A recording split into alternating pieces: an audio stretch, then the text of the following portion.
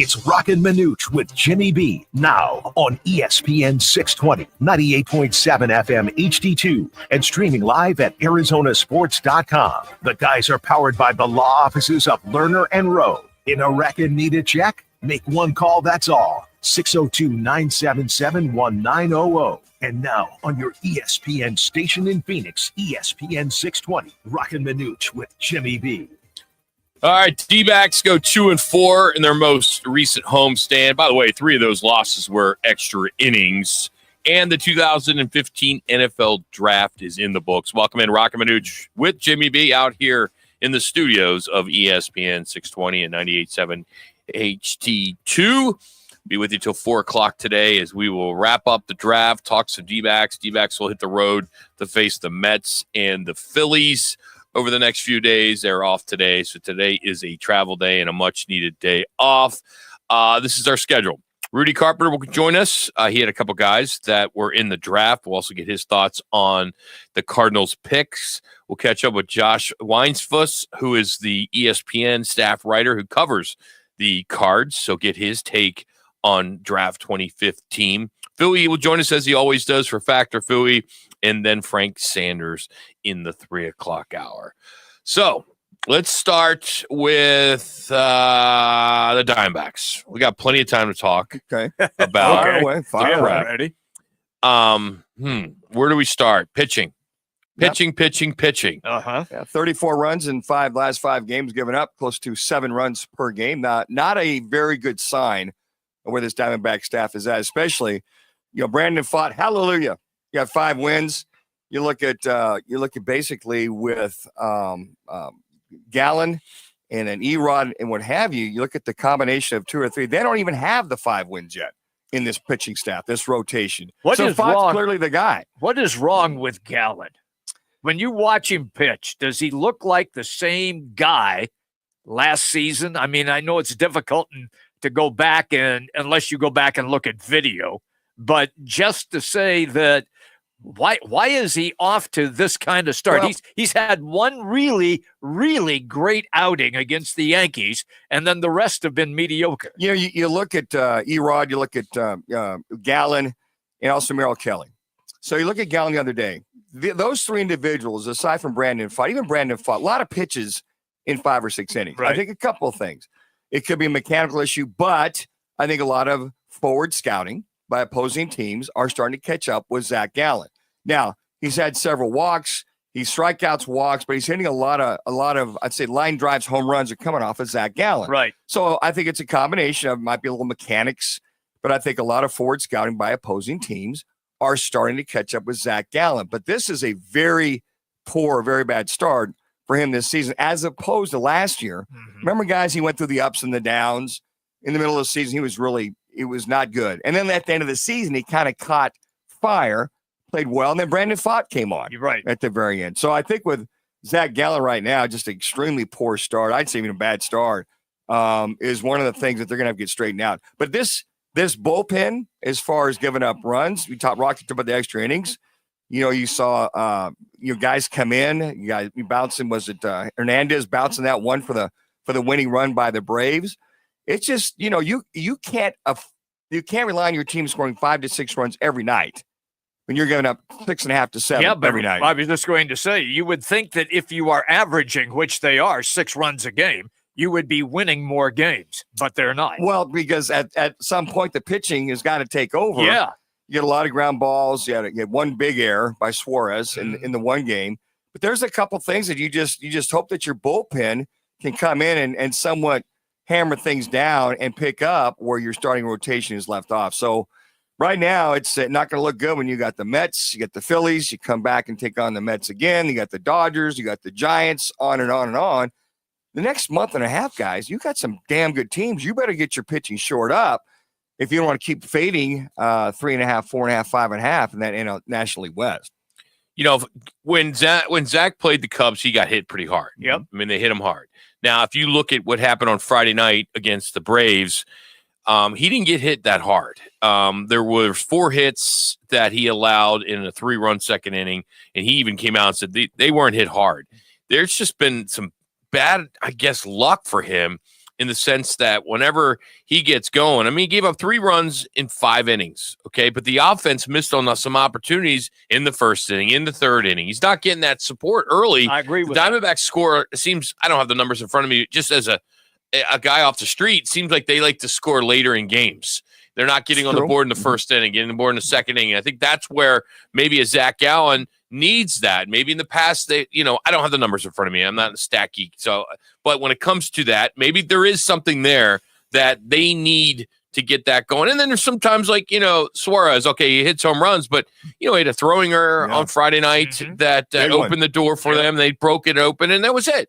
And they couldn't recover from that. So I'm a Zach Gallen fan. I'm going to stick with him. I think he's just, he's getting off to a slow start. I mean, it's still only April. Okay, we're not in May yet. Right. We got a long season to go, and let's hope that he can turn it around here. I think you're right, Rock. When you look at these extra inning games that the Diamondbacks have come back either tied up or won, that has been the key. They've rallied, they've getting those runs, and but with the schedule coming up, if it's a mechanical issue and he gets that early run support, I'm like you. I think he'll be fine. I think it's just one of those things that he's just going through an early season slump for whatever it is. But it's just not him. It's Merrill Kelly's having the issues. Erod's having the issues. Brandon Pfaadt's really the only guy not having those starting and startup issues that those 3 individuals are having. And aside from that, if your bullpen can't pick him up or he's leaving with the lead and the bullpen gives up that particular lead, there's a lot of those things. But you give up 34 runs in 5 innings, something's amiss with this team. And this pitching staff, we all went in with such high expectations. I don't think any of us would have thought here on April 28th that Zach Gallen would be 1-4. No, you're right. Not a chance. Right. And I think this entire starting unit needs to come to Jesus. I don't know. Something needs to happen. And, because this isn't what we signed up for. And I don't think this is what Mike Hazen and the crew signed up for. They were looking at having arguably one of the best pitching staffs in baseball. And hey, we can hold on to this tape and look at it again and listen to it in maybe September, and maybe, hey, they're the best pitching staff in baseball. We got to realize this is a long season and people can't just throw in the towel. The thing is, we know going into this as Diamondback fans, we're lucky. We're going to be lucky if we can just get into the playoffs with a wild card. I'm not because of how tough this division is. I'm with you on that, Rock. I'm not in panic mode at all, but Manuch made a good point when he referenced the fact that you cannot continue to fall behind the Dodgers, Padres, and even the San Francisco Giants and then expect to make that run maybe later in the season that gets you back into position. You can't be 10 games out by the end of June. You've got to stay relatively close. Sure. And look, you're playing the red-hot Mets. You're starting with them tomorrow. Yeah. They are red hot. Yep. They've won 8 out of the last 10. They're 12-1 at home. So you got Erod, who's at a 4.01 ERA, who's been struggling. Burns, we're waiting for Corbin Burns to please get on track, whatever that is. Talk about Zach Gallen, and then you got Merrill Kelly, who's been up and down. But Brandon Pfaadt, truly, he's the guy. Ace. He's the ace right now. Yeah. He said, 4 straight quality starts? Yeah. And he's 5-1 right now. So, again, you go into New York with this red-hot team in first place, who right now with the Phillies are 5 games back. And then you got to go to Philadelphia, and then you got the Mets back here, and then you got the Dodgers back here. So, the hitting can only last if the hitting goes into a slump and you're giving up 4, 5, 6 runs per game. To your point, Jimmy, if they start to slide back, you don't want to slide back 8, 9, 10 games. No, you don't. No. In mid-May. Right.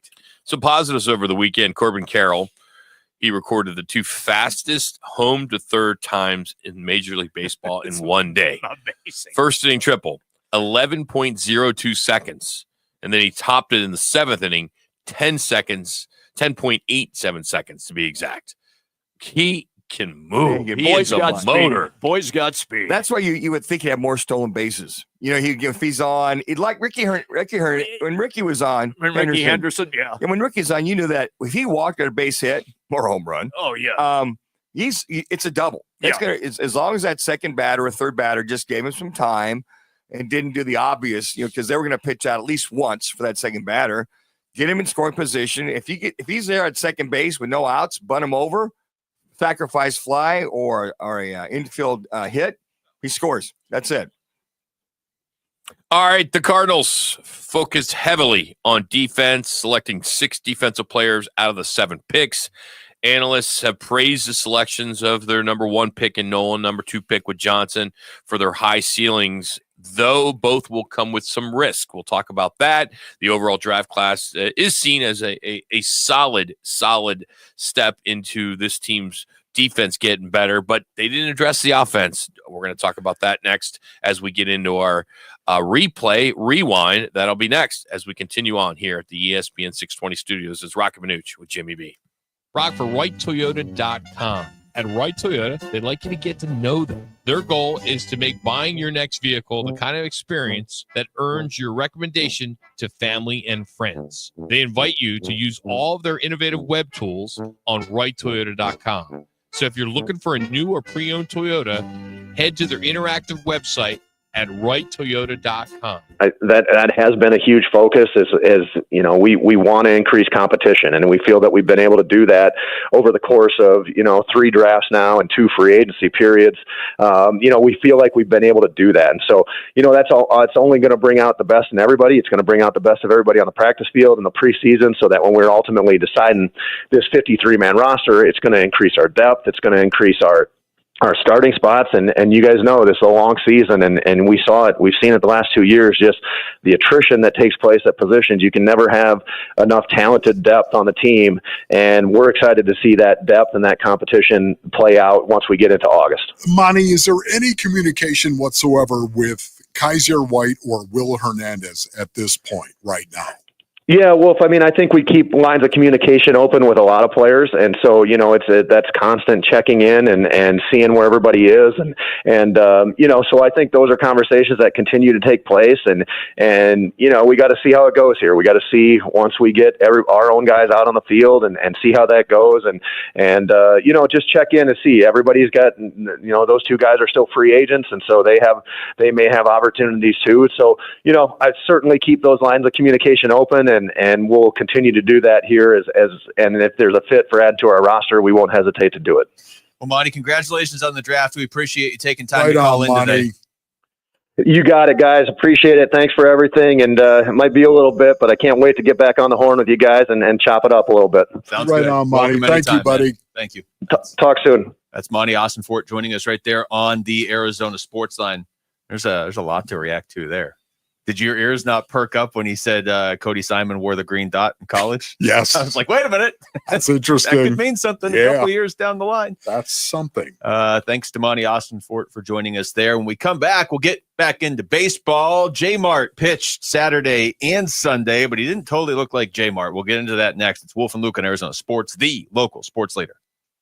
The Cards drafted SEC and Big Ten players from Ole Miss, Michigan, Oregon, Texas, and Ohio State last weekend, adding a safety from Nevada in the 7th round for a total of 6 picks on defense and 1 on offense. Yeah, give it an A. I'm giving this one a B+. I love this class. I gave it an A+. I give this an A. We talk about Monty's Hall today on the home of the Arizona Cardinals, Arizona Sports 98.7 and the Arizona Sports app. For the team at Berg Simpson, it really is more than a slogan. Good lawyers changing lives. Dave Burns here. As nationally renowned trial lawyers, they're here to change lives for the better by fighting in court and getting families compensation for their injuries. Berg Simpson also makes it a priority to give back to their community. It's at the heart of everything they do, helping people when they need it the most. So call the trial lawyers of Berg Simpson at 602-777-7000 or visit bergsimpson.com. Good lawyers, changing lives. This is Secret Clinical dominating extra stinky stress sweat. And this is regular deodorant. Secret Clinical in a heat wave. Oh, what a beautiful day. This is regular deodorant. Ugh, I can't. Secret Clinical with workout sweat. Let's run another marathon. And regular deodorant. How much more? Secret is the GOAT because nothing fights sweat better. Stay fresher under pressure. This is a story of the one. As a maintenance specialist for university housing, he knows college students can major in wear and tear. Plus, housing so many students doesn't leave a lot of room to house all the supplies he needs. That's where Grainger comes in. With over 1 million industrial-grade products and fast, dependable delivery, Grainger carries the quality products he needs so he doesn't have to. From a new door hinge to a whole new faucet. Call, click Grainger.com, or just stop by. Grainger, for the ones who get it done. Fast, reliable, trustworthy, reputable, highly decorated. Those are all words used to describe Parker & Sons, the company you call for all your heating, cooling, plumbing, and electrical needs. Listen, you need to trust who you let into your home and who you let fix your home, and that's why you call Parker with your sacred space, a company that has served the Valley for 50 years. Call 602-2-REPAIR. That's 602, the number 2, then REPAIR for Parker & Sons.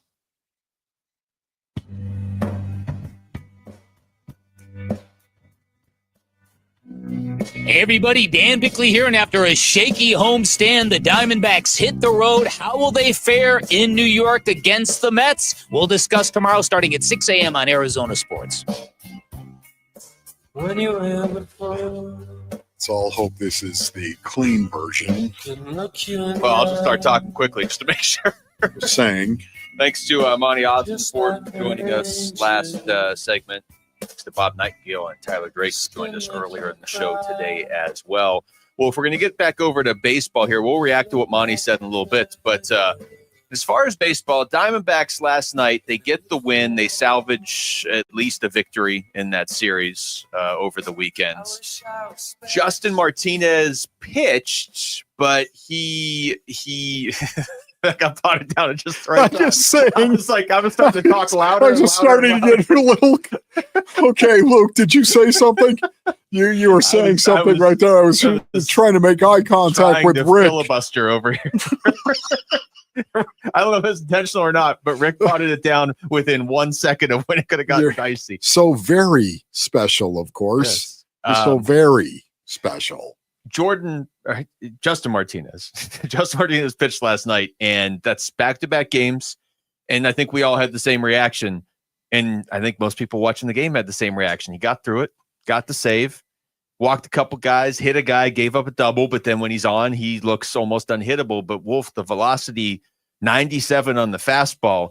Yeah, would a lot of guys love to have a 97-mile-per-hour fastball? Sure, they would. Yeah. But not J Mart, because that's not what he throws. He throws over 100. So by itself, whatever. Yeah. But with the fact that he wasn't available a whole lot last week because of fatigue, and then it was like shoulder fatigue, and then he pitched Saturday and he pitched Sunday. And the wild pitch as well. It really cost him. It killed him. So it's hard to just look at that yesterday and be like, oh, yeah, no big deal. Velocity's just down by 5 miles per hour or whatever. Yeah, man, this is really disconcerting. It's the only word that truly applies. It really is. J Mart, of course, we all know coming into this season what our hope was going to be. Would he be the closer for the Arizona Diamondbacks? And it looked like he was going to be that guy. Again, he got some opportunities to do it, and he did very, very well. Wasn't scored upon, I think, in his first 8 appearances. Mm-hmm. This is... ERA is still under 1. Yeah, 0.90, I believe. This is a guy that has produced, and yet to see this happening right now, it's really disconcerting. Okay, you're going to run him out there. You're going to run him out there for 26 pitches. Tells me Torrey's looking at him and he's saying, you're physically fine. There's nothing there. You're physically okay. If you're going to run a guy out there and let him hang out there for 26 pitches, that tells me that you're okay. You're not trying to protect him. Physically, he's okay. And he doesn't look it. 5 mile per hour difference off your fastball. It's a lot. That is a lot when it's not like he was throwing 102 about on Sunday. Yeah, you hope so, because and he's a guy that may, besides from Mac Wilson Sr., but he's a kid inside linebacker. It'd be too much for him to be that quarterback, the Mike backer early on in his rookie year. But I think to bring him in and play him in a very much Kaiser White type role that they're missing right now is very good. And again, he's all over the place. You watch him. The thing I like about these defensive guys, they're everywhere, every play, all the time. And that's the kind of defense that Rawlis, as a defensive coordinator, wants to see from his defensive players. Safe to say, then, that all of these guys, for the most part, that you have looked at, Manuch, they all have great on-ball skills. In other words, they have a nose for the football. I think you can watch their intensity. Yeah. Down in and down out. I think that's what they want. The Cardinals, that's what Monty Ossenfort looked to build this Cardinals team on, is the energy to continue to bring it. Our State 48 Roofing, it's your call question today, which can be found on our X page at Roc and Manuch. What grade do you give the Cardinals for this year's 2025 draft? A, B, C, or D? Those are your 4 choices. Go vote, and we'll have the results later in the show. I do think some other teams had some pretty good drafts. I thought the Patriots had a really good draft. Now a lot of people are talking about them. They had 12 players. Say what you want about the Cleveland Browns, but they executed that trade, moving down from number 2 to number 5. They got some draft capital, which is what they needed in the process. Mason Graham is a top-tier player. They needed somebody, drafting, Dylan Gabriel and Shedeur Sanders. I don't get it. I mean, you went from a messed up quarterback situation to even more messed up quarterback situation. You got 5 QBs in that room My right now. guess is they trade Gabriel. I think Penix will go. You mean Watson? No, the guy from the Eagles. You mean Kenny Pickett? Pickett, yeah, thank you, Pickett. He's the one who I think they're going to trade. Yeah. I mean, it's interesting. Just for financial reasons. Yeah, and you look at it, and you thought there'd be a switch. If they went with Dylan Gabriel, I thought Sanders would have went 3rd round, and Gabriel was that next guy in the 5th round. But unlike yourself, Medford, we'll catch up with Munch Bishop tomorrow, and he's just shaking his head. With Cleveland. Yeah, Cleveland, one of the top sports Cleveland talk show hosts there, shaking their head. But I think the other picks they have were pretty good picks that met the need. So let the competition begin with Joe Flacco, Deshaun Watson, and then whoever else in that 3rd-string quarterback. What if he gets cut? Deshaun? Shedeur gets cut? Sanders gets cut. Gets cut? I mean, it could obviously happen. Yeah, it could happen. He's got it rough moving forward. I mean, you've seen every pundit talk about it. Everybody has an opinion on it. Sure. My opinion is that he's a circus act. He's the Tim Tebow of what happened in the New York Jets, right? I mean, he comes to an organization, nobody wanted him. Yeah. Nobody wanted, because you get Dion with him, right? Well, that's a great point right there, Rock. You got the dad circus as on the background. There's a lot of minutia surrounding him, which is unfortunate, and leading with his dad. And we know his dad's going to be an NFL coach someday. Sure. I would think so. Another reason why you don't want his kid around. And you know what? That's the National Football League right now, guys, with the stuff that's going on. They want to limit the stuff that goes on around. Yeah. They want to limit any distractions with the team. And they don't want to have, not that he would, but Dion and his entourage at camp and all this and that. And, the Browns are taking that flyer, I think. Browns have the 2 quarterbacks with Dylan Gabriel and him. But I think you're right, Rock. I think a lot of it is that Dion's got some fault to this. It unfortunately surrounds the kid. Look, they took him in the 5th round. If he, on your point, Rock, if he gets cut, no big deal. Exactly. They took him in the 5th. So wasn't like wasn't like a 1st or 2nd. And that 5th rounder is right on the razor's edge. Yeah, I mean, I was there, 5th rounder going, I got to make this team. I got to fight just to stay on the team as a 2nd teamer, 3rd teamer. And you're basically competing every day. I mean, you have to stay on the roster. But are you? I mean, how many reps do you get? I mean, seriously, you get first team, you get their what? In a certain period, you get your 10 reps. Yeah. And then let's get the 2nd team in. You get your 8 reps, right? Then you get the 3rd string. He's not even the 3rd string yet. He's not. You get your 6 reps. He ain't going to get any reps. When is he going to get a chance to prove himself? And with only 3 preseason games, that's guys, it. Yeah, that's the other piece of it. Oh, he'll play in all of them because they don't matter. I mean, as my first year with Joe Ferguson, Bill Munson backed up Joe, and I was the 3rd stringer. If I got 5 reps. At all during the regular season, I got a lot of reps because they have to take a look at the rookies. People got hurt. Yeah. Well, no, because those guys are established. But you're to the point of how is he going to prove himself to beat out Dylan Gabriel? He's not going to have an opportunity. He's not, because Flacco. They got to get Flacco ready. And what do you think about Dylan Gabriel and what he thinks about this? I mean, I would love to be a fly on the wall with a conversation with him and his parents or his coach, and just say, hey, how does this fly? Knowing that maybe it's a good thing, because now all the attention is going to be on Shedeur. And you still got, what are you going to do with Deshaun Watson? You guys still got him there.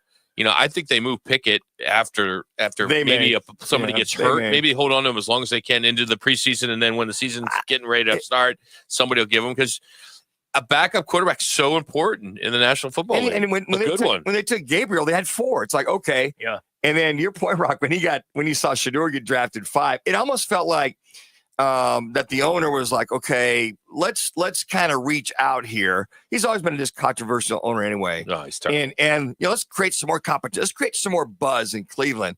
Let's take Shedeur. He's lucky. He's lucky it's a small market. Yes. It's just Cleveland is such a small market. And you know what, guys? And the whole thing is the NFL, they don't want a lot of distractions. They don't want a lot of stuff around a guy. And then on top of it, I think a lot of the scouts who are out there said, yeah, the kid's talented. He's got all the tools. But do we want is the juice worth the squeeze? Was the first thing I thought of. Chance. There's no chance for these guys. And then why would they go down that road to deal with all the stuff when all they want to do is focus on football? All right, today's Replay Rewind is brought to you by the law offices of Lerner and Rowe. Interact, need a check, make one call. That's all, 602-977-1900. And always at lernerandrowe.com. All right, coming up, former NFL and ASU QB. He's an agent. Rudy Carpenter will discuss the draft. But first, here's Jax, who has a Twin Peaks ESPN 620 update. This is Roc and Manuch with Jimmy B, now on ESPN 620 and on FM at 98.7 HD2.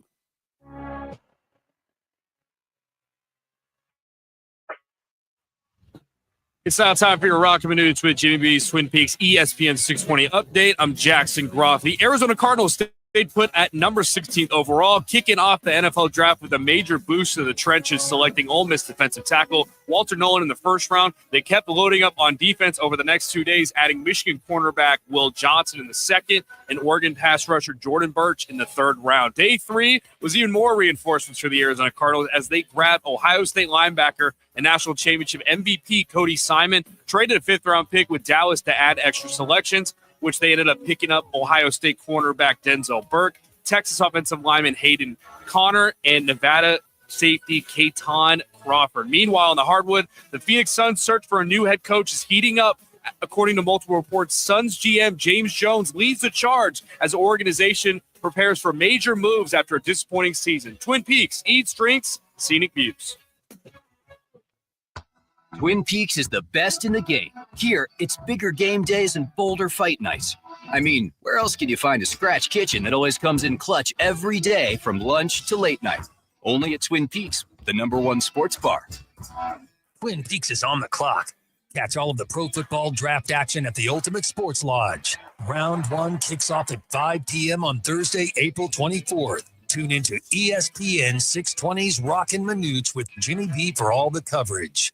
At Grand Canyon University, we believe in equal opportunity, and the American dream starts with purpose. Whether your pursuit involves a bachelor's, master's, or doctoral degree, GCU's learning environments are designed for supportive networking and collaboration. With over 330 academic programs, GCU provides a path to help you fulfill your dreams. The pursuit to serve others is yours. Find your purpose at GCU. Private, Christian, affordable. Visit gcu.edu. Get ready, Arizona. The Rattlers are back for the 2025 season inside Desert Diamond Arena. Experience the hard hits, high energy, and nonstop action of indoor football like never before inside the Snake Pit. Lock in your season tickets, bring the crew for group nights, or keep it flexible with Rattlers Flex Packs. There's something for every fan. The turf is heating up. Are you ready to strike? Visit azrattlers.com today and secure your seats before they're gone. For nearly 150 years, American Humane Society has been a promise and a guiding light in the world of animal welfare. Our commitment to rescuing, caring for, and protecting animals sets a gold standard in care and compassion. As pioneers in the field, we've grown into a global authority, trusted to lead the way in nearly every arena of animal protection. We are the guardians of those who cannot speak for themselves. Join us, and together, we will create a more humane world. Can I sit in the front seat just this one time? Please, please, please. No, not yet. But why? Because I love you, and you're just not ready yet. Now, get in the back so I can get you in your car seat, please. Putting your kids in the right seat for their age and size is an act of love. Check that your kids are in the right seat at NHTSA.gov/the right seat. Love protects. A message from NHTSA and the Ad Council. As you age, you may have questions about finding transportation, healthy meals, or other services around your home and in your community. And the Elder Care Locator has the answers at 1-800-677-1116. Our caring advisors can connect you to trustworthy local experts and the support you need to age well at home. Real people, real assistance, and real connections are just a phone call away with the Elder Care Locator. 1-800-677-1116. Here to talk football is former Sun Devil and NFL quarterback Rudy Carpenter, who went 3-0 against that team in Tucson. Deep ball again by Rudy Carpenter. He reads it, zone coverage, gets behind the safety. Rudy Carpenter now on Roc and Manuch with Jimmy B on ESPN 620.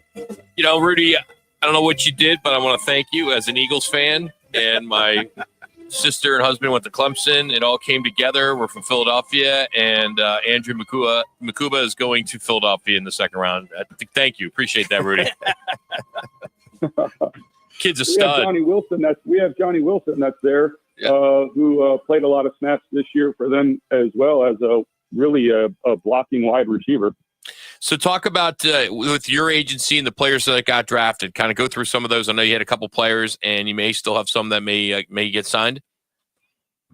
Yeah, I mean, you mentioned one already. And then we had a kid named Jonathan Baldwin at the end of the draft get signed to the Green Bay Packers. And then we had a kid named Jasim Reed from the University of San Diego, who actually got a pretty large signing bonus from the Cleveland Browns.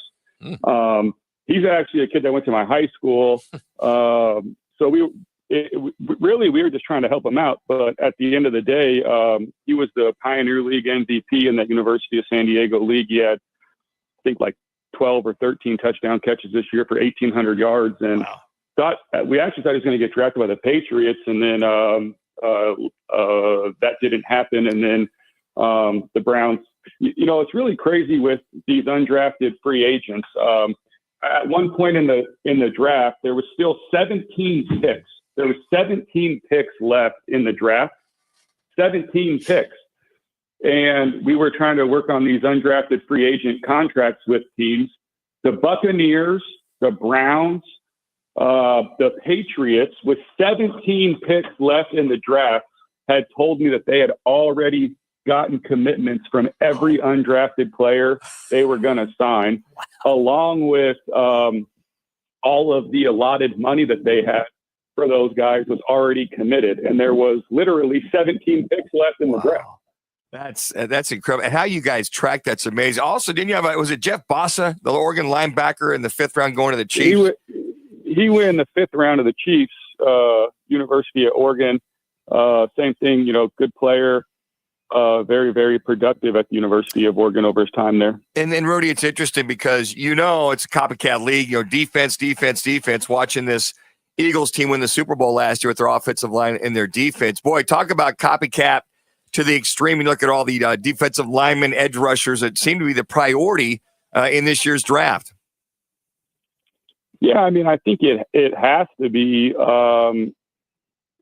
Just in my viewpoint, you look at the ultra successful teams over, however many years. And one thing that you notice is that on the offensive front and on the defensive front, they're able to control both sides of the ball. When you have a guy that can rush the passer and that can ruin the game by himself, you think about a guy like Aaron Donald, or you think about a guy like Von Miller in his heyday, or some of these guys, it makes it impossible, and it gives coaches nightmares. And the other thing that happens is, as an offense, you spend all of pre-practice, all of your walkthroughs, all of post-practice walkthroughs, all of your blitz meetings and team meetings. You spend hours and hours and hours and reps every week just trying to figure out how you're going to keep the quarterback protected, how you're going to slide the offensive line, how you're going to move the offensive line, what are you going to do to try to manipulate the pass protection so that, number one, you're preventing free hitters from the quarterback. Number two, you're not allowing guys like Aaron Donald to get free rushes on the quarterback. And And then number 3, you're not throwing hot all the time, because when you get in third and long situations, you don't want to be in a situation where you're just constantly throwing hot and getting 3 or 4 or 5, 6 yards and having to punt. And so what it does, it just takes up so much of your preparation time and so much of your practice time. And I mean, I'm sure you heard during the draft, process, you got a guy like Urban Meyer, on some of these, telecasts or broadcasts or radio shows. He said for him in college, every single week when he came in at the beginning of the week to watch film on the new team they were going to play, the only thing he really watched was the defensive line. And he felt like, hey, if we can get this defensive line blocked, we'll be able to, really do anything we want, because we have, obviously the right skill guys. But yeah, I mean, in my opinion, even look at, teams like the New York Jets, guys that have a new general manager. The New York Jets have a new general manager in Darren Muge. He's a Chaparral graduate. Played at Chaparral High, went to San Diego State. He's now the GM of the New York Jets. He's my age. I met him on the recruiting scene back in the day. We became very good friends.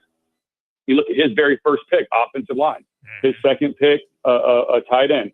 And then later in the draft, got some speed with the University of Georgia wide receiver. And so you can see what it is. I mean, it's can you block and can you rush the passer, and then can you create matchups and win? And those are the guys that are going to get drafted high. Rudy Carpenter is our guest on the Right Toyota guest line, the former ASU and Dallas Cowboys QB. Rudy, put your QB hat on then and explain to our listeners why Jackson Dart out of Ole Miss was taken in the first round, and how come Tyler Shuck out of Louisville got taken in the next round. Yeah, I mean, look, I'm not evaluating these guys, and so it's really hard. I think you look at a guy like Jackson Dart, and I think people feel like he's playing in the SEC, playing in a great conference. They obviously believe he has all of the physical tools. When you get drafted in the first round, you're expected to come in and be a starter. So the New York Giants obviously feel like he has the physical tools. They obviously feel like he has the mental and physical toughness. And then, of course, they obviously believe that he has, the ability to process the information and make plays. And I think when they look at the upside, they feel like this kid still has a lot of room to grow. I imagine teams liked how he handled, some success at USC, leaving there, going to Ole Miss and having some success and getting better every year. I think when you look at Tyler Shuck, he's interesting because, when you draft a guy in the first round, you expect him to come in and be a starter. But when you draft a guy in the second round, most of the time you expect him to, especially that early in the second round, this guy's probably going to be a starter. And I think in Tyler's situation, he's an older guy.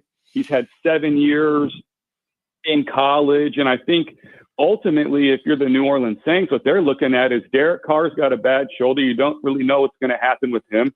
You got a guy in Spencer Rattler who you took in the third round last year or fourth round, whatever it was. You got to look-see of what he did last year. If you understand Kellen Moore and what he wants to do, I think Kellen Moore needs a guy that has all the physical tools, has the mental makeup, has the physical toughness and physical ability. But I think what's really important to Kellen Moore is to have a guy that's smart and that can process information and can process information quickly while he's under duress and play clock going down, blitzers, crowd noise, the whole thing. And you look at a guy like Tyler Shuck, at all three places he's been, Oregon, Texas Tech, Louisville, that's one of the things that he's been really consistent at is his processing of information and his decision making.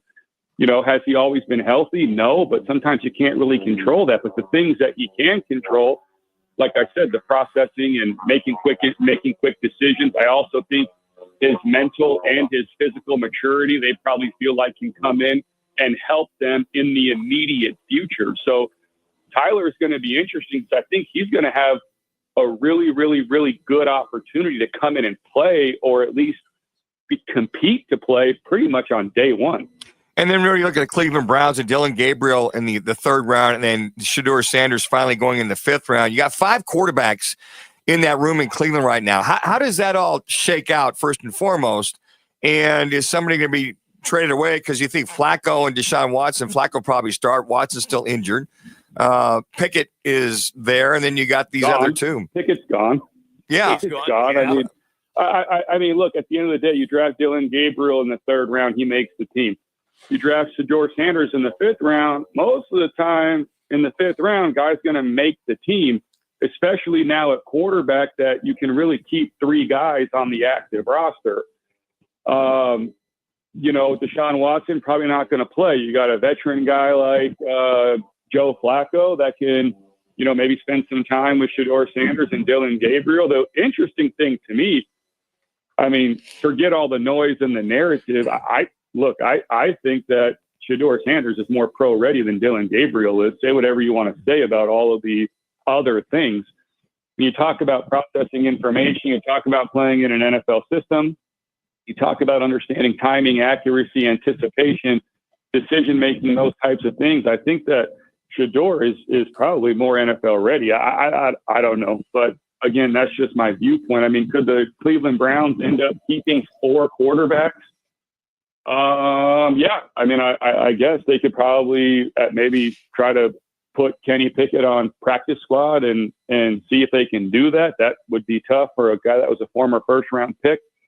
I don't really know what they're going to do, but what I do know is that when they did pick Shedeur Sanders, it didn't look like the head coach and the GM, Andrew Berry, were really that excited about it. So exactly. I just wonder, you know, if that was just a pick where the owner kind of stepped in and said, hey, we're doing this. I don't really know, but yeah, that's the thing that's interesting too about the draft is like, you look at the Cleveland Browns and you look at the New York Giants, and whatever you want to say about their draft, but they created questions for themselves. And to me, when you're a GM and you're in the scouting department and coach of an NFL team, I think the last thing that you want to do to yourself as an organization is leave the draft with a bunch of questions. And the New York Giants, you got a bunch of questions. You went and signed Russell Wilson. You went and signed Jameis Winston. You drafted Abdul Carter early, who definitely has some injury situations going on. They think he's going to be okay. But now you draft Jackson Dart in the 1st round, and a lot of times when you do that, you kind of expect that guy to be a starter. And if not a starter, at least a backup. So now you have to ask, okay, if Jameis Winston or Russell Wilson, whoever comes out and wins that battle, I mean, are you going to go into a situation, Jameis Winston's your 3rd quarterback, Russell Wilson's your 1st, and Jackson Dart's your 2nd, or Jameis Winston's your 1st, Jackson Dart's your 2nd, Russell Wilson your 3rd? I don't really know. It's just like, to me, they created a lot of questions, but clearly they felt like whether it was the New Orleans Saints, whether it was the Cleveland Browns, they obviously felt the intel in the league is that somebody was trying to trade up to get Jackson Dart in that spot, and the Giants felt like they had to get the best offer, and that was the guy they wanted. Rudy, great stuff as always, man. Congratulations this weekend with your clients, and best of luck with getting some other guys signed over the next few days. So thanks so much for the time today. Thanks. See you. That's Rudy Carpenter joining us, of course, an agent and former Sun Devil. Appreciate his time. You can follow him on X at RudyGCarp12. And you can see some of the players that he has drafted in his team. He is brought to you today by All City Towing. Join the team at the largest towing company in Arizona. Of course, that is All City Towing. They are hiring all positions. To find out what those positions are, very simple. Just go to the website, allcitytowing.com, and search careers. That's All City Towing, where your future is on the move. Best superhero of ever, because it is Superhero Day. So we're going to get into that. And then we're going to talk about some of the other guys that the Cardinals just signed because they agreed to 6 rookie free agents pending their physicals. We'll get into that for Football at 50. It's Roc and Manuch, Jimmy B right here on ESPN 620. I was in a wreck. I need a check. I was in a wreck. I need a check. I was in a wreck. I need a check. I'm attorney Kevin Rowe. Being in an auto accident is dramatic. You need to call the best law firm that has the experience to get you the best results. Call 977-1900. That's 977-1900. Lerner and Rowe is the way to go. Call 977-1900. 977-1900. Are you looking to spike sales and grab the attention of sports fans? Arizona's longest running sports show has a fresh opportunity just for you. Get your brand, message, and business in front of a diverse audience. Join Roc and Manuch with Jimmy B right here on ESPN 620 and FM at 98.7 HD2. Text 602-881-1213 for an effective and inexpensive strategy to grow your business. It's that simple. Text 602-881-1213 today. Arena Sports Grill in Scottsdale on Bell Road is your home for billiards, poker, and trivia. And the Roc and Manuch Amber on tap. Stop by today and experience top sports viewing, off-track betting, daily specials, and ice-cold Roc and Manuch Amber poured by Dos Equis. Arena Sports Grill open daily until 2 a.m. For their daily specials, head to arenasportsgrills.com. That's Arena Sports Grill in North Scottsdale. Join us at Vans Golf Shops by Worldwide Golf to test drive the Titleist GT Metals. Experience the new class of drivers that transforms performance, allowing for faster speeds, but also more control and distance in every swing. To reserve your custom fitting now, call our team at Vans Golf Shops or book now at worldwidegolf.com. Trusted by golfers since 1963 and home of the legendary 90-day 100% satisfaction guarantee. Get there. At the YMCA, finding your why starts by making an impact together, touching lives for the better. It can be the gift of time or treasure, supporting a community through talent without measure. Here, compassion fuels commitment, finding fulfillment through enrichment, serving and improving. What a way to live, and what a gift it is to give. Find your why and get involved today at ymca.org. For a better us. My name is DeMar Hamlin. I play for the Buffalo Bills, and I play safety. CPR saved my life. I've teamed up with the American Heart Association as a national ambassador to help create a nation of lifesavers, turning bystanders into lifesavers. Through CPR education and access to AEDs, nearly 3 out of 4 cardiac arrests that don't happen in hospitals happen in homes. Join me to ensure everyone has the chance to live longer, healthier lives. Visit heart.org/nation.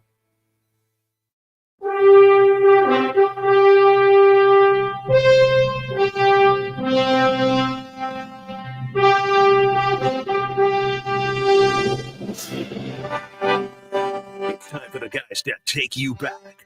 A quick reflection on some of the more memorable, weird, and entertaining moments in sports and pop culture. Sponsored by Arizona Iron Furniture on This Day Report. Visit one of our 4 Valley locations in Glendale, Scottsdale, or Gilbert and experience our craftsmanship firsthand. Find them at ArizonaIronFurniture.com. Happy National Superhero Day. Superman #1. Yeah. Manuch, I can see you being like Iron Man or Wonder Woman. You'd probably say, no. well, no, I can see Jimmy saying Wonder Woman. You're so liberal. You'll say Wonder Woman. No, actually, I was going to go Mighty Mouse. I love Mighty Mouse. Mighty Mouse. Save the day.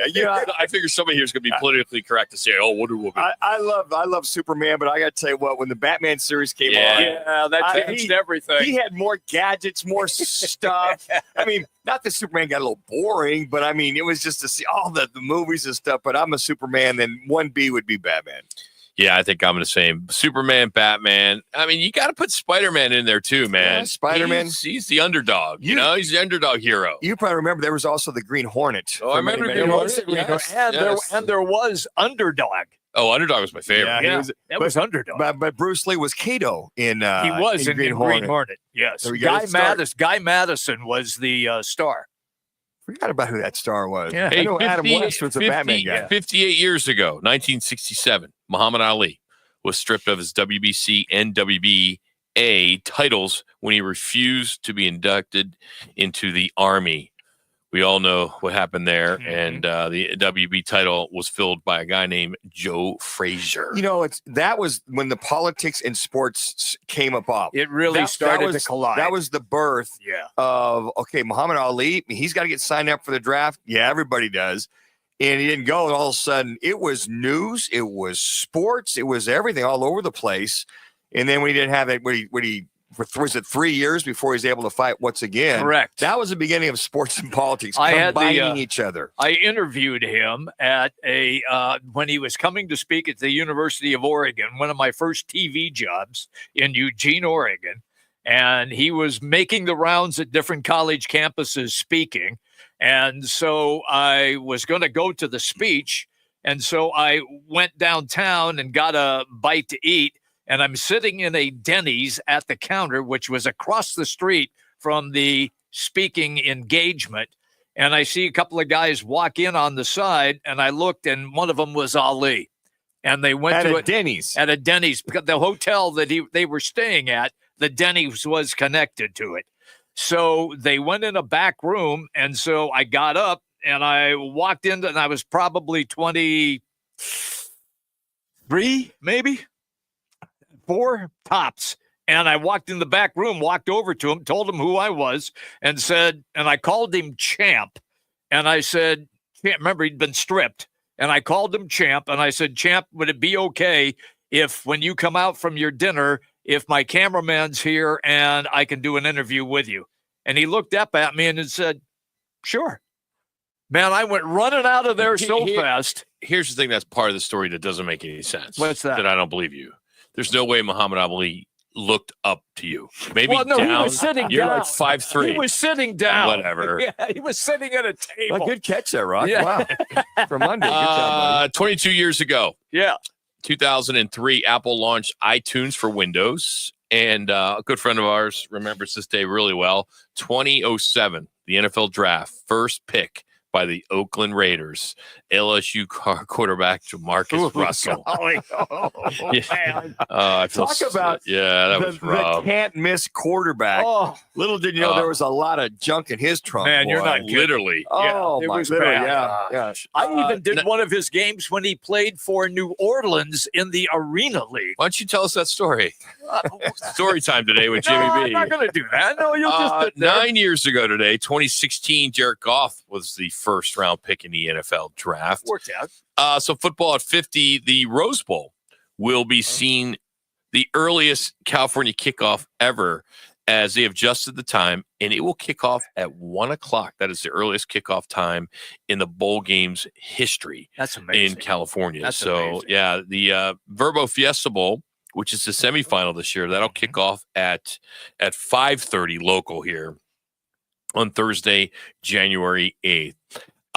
Over the weekend, I think it was over the weekend, the Sun Devils had their spring fan fest and things like that. And fan fest. And did you see the numbers on Sam Levitt?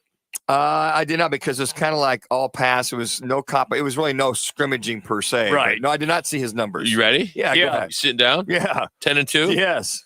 42 for 44, 642 yards, 8 touchdowns. Wow. Heisman Trophy candidate. Yeah. There you spring have it. game. Hell, it's not like my numbers in the spring game. Oh, for crying out my loud. God. No, Hey, why don't you tell us a story too? Yeah, you might as well. all I know is they had a bomb to Charlie Green on left sideline in that spring game against in those days, the alumni. And I can also remember is Steve Grogan, who was the guy Oh, sure. Steve in the Grogan, NFL New England Patriots. in 77. He'd been there 75. And I was like, wow, there's Steve Grogan. Had a chance to throw a touchdown pass. Had a real good spring scrimmage. Yeah. Met him after. He goes, throw the ball well, Dan. And that was it. He walked off with all the other alumni. That was it. That was it. I got approval from Steve Grogan. This is a local sports talk show we've been on for a long time. And people, this is like story times. It's all we do is tell you guys to tell going back in stupid history. stories. But no one on this day is over. I'm already done. We already went to football at 50. You guys we should create some kind of buzzer that you guys are only allowed to tell stories, because we can't fact check them because there's no internet to these stories. Jimmy asked, like right? Jimmy meeting Muhammad Ali, and then Jimmy meeting Wilt Chamberlain, and Jimmy meeting everybody else he's met, and then you make up these stories too. You both embellish. 60-yard touchdown pass to Yeah, Charlie Green but left sideline.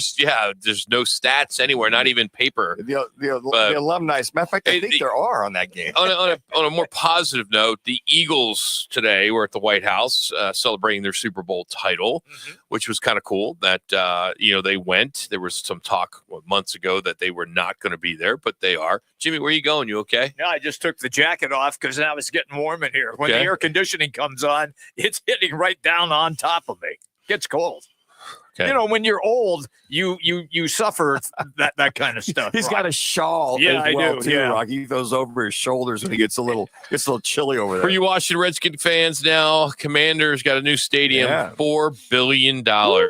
Yes, it's an agreement. They're going to build a 65,000-seat stadium at the site where their RFK Stadium, which was their home from 61 to 97, which is still there. It'll be a dome stadium. The owner, Josh Harris, who's also involved with the Philadelphia 76ers, he's still deciding. He's still deciding if it's going to be a dome or not. But I have a pretty much. It's either going to be a full dome or it's going to be a retractable dome. Right. You know, you think of what's going on in Washington, and then Buffalo, their new stadium is not going to have any dome, no retractable, no nothing. That's right. They want to keep the character, the elements. Yeah, the elements of the weather, and then with the Commanders, it's no decision yet. But when you think of the price tag, $4 billion versus 10 years ago, $1 billion was a lot, right? Yeah. We go, oh, wow. What are they going to put in there? I mean, everything and anything. And then there was SoFi, which pretty much SoFi Stadium pretty much went in there with the studios, with the Hall of Fame of the West. Mm-hmm. You could see that. Was it $2 billion? $2 billion. $4 billion for the Commanders' new stadium. So this will be built. It should open in 2030. So it's not too long. It'll get there in about 5 years. But $4 billion. $2.7 billion coming from the Commanders, $1.147 billion coming from the district to cover the costs of other aspects of it. And also in Washington, D.C., back in D.C. Well, they'll get a Super Bowl right away. You know that. Hey, Football at 50 is brought to you today by G2G Protein Bars. We'll have more on that coming up here in just a few. Hour number 2, we'll catch up right out of the gate with ESPN staff writer Josh Weinfuss. He will break down the Cardinals draft, plus ABC 15's Craig Fooey for a little factor. Fooey, hey, it's a Monday. We appreciate you hanging out with us. It's Roc and Manuch with Jimmy B on ESPN 620 and on FM at 98.7 HD2. Plus, all of our shows are on the Arizona Sports app. 2 o'clock hour is next right here on ESPN 620.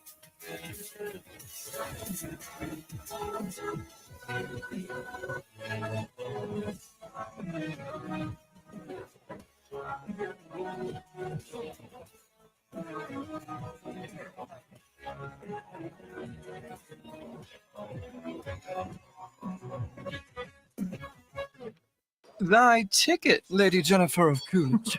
Well, many thanks, good sir. Hereeth my Discover card. They accept Discover at Renaissance fairs? Yeah, they do here. Discover is accepted at the places I love to shop. Get it? With the times. With the times? You're playing the lute. Yeah, and it sounds pretty good, right? Discover is accepted at 99% of places that take credit cards nationwide. Based on the February 2024 Nielsen report.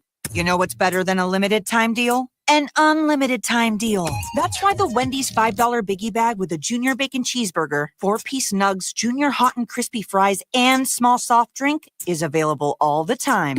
Because the best time for fresh, never frozen beef and Applewood smoked bacon is all the time. Duh. I feel like I'm repeating myself a lot.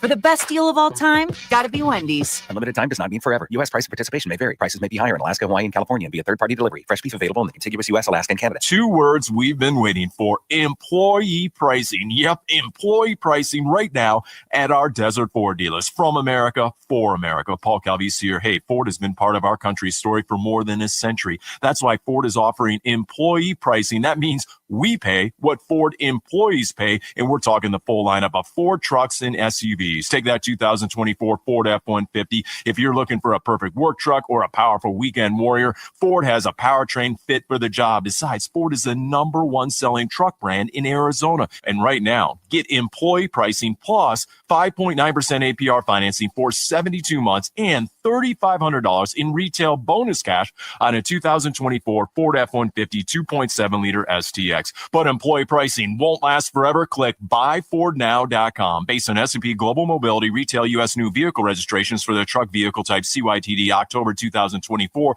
Terms and conditions may apply. See your local Ford dealer for details. Tired of the same old weekend routine? Then head to Putting World. Experience an elevated 18-hole golf adventure, followed by delicious eats, handcrafted cocktails, and live music at our chef-driven restaurant, Bar 19. Enjoy daily specials and happy hour deals that are sure to keep your wallet happy. Birdies, bites, and brews await. Check out this week's live music schedule at puttingworld.com or just swing on by Putting World, located in the Scottsdale Promenade. Eat it, drink it, sink it. Putting World. When I grow up, I want to be a teacher. Because when I'm a teacher, I can help kids to learn and chase their dreams. PI, a defect of the immune system, affects millions of children. Early and accurate diagnosis and treatment give children like Sam a chance to achieve their dreams. It takes a lot of caring teachers to make school fun. It took a lot of caring people to keep my dream alive. And now, because of them, I can be head of the class. For more information, visit the Jeffrey Modell Foundation at info4pi.org. KTAR AM Phoenix, Arizona's home for the worldwide leader in sports. Is ESPN 620. And now, an on-air sports marketing presentation.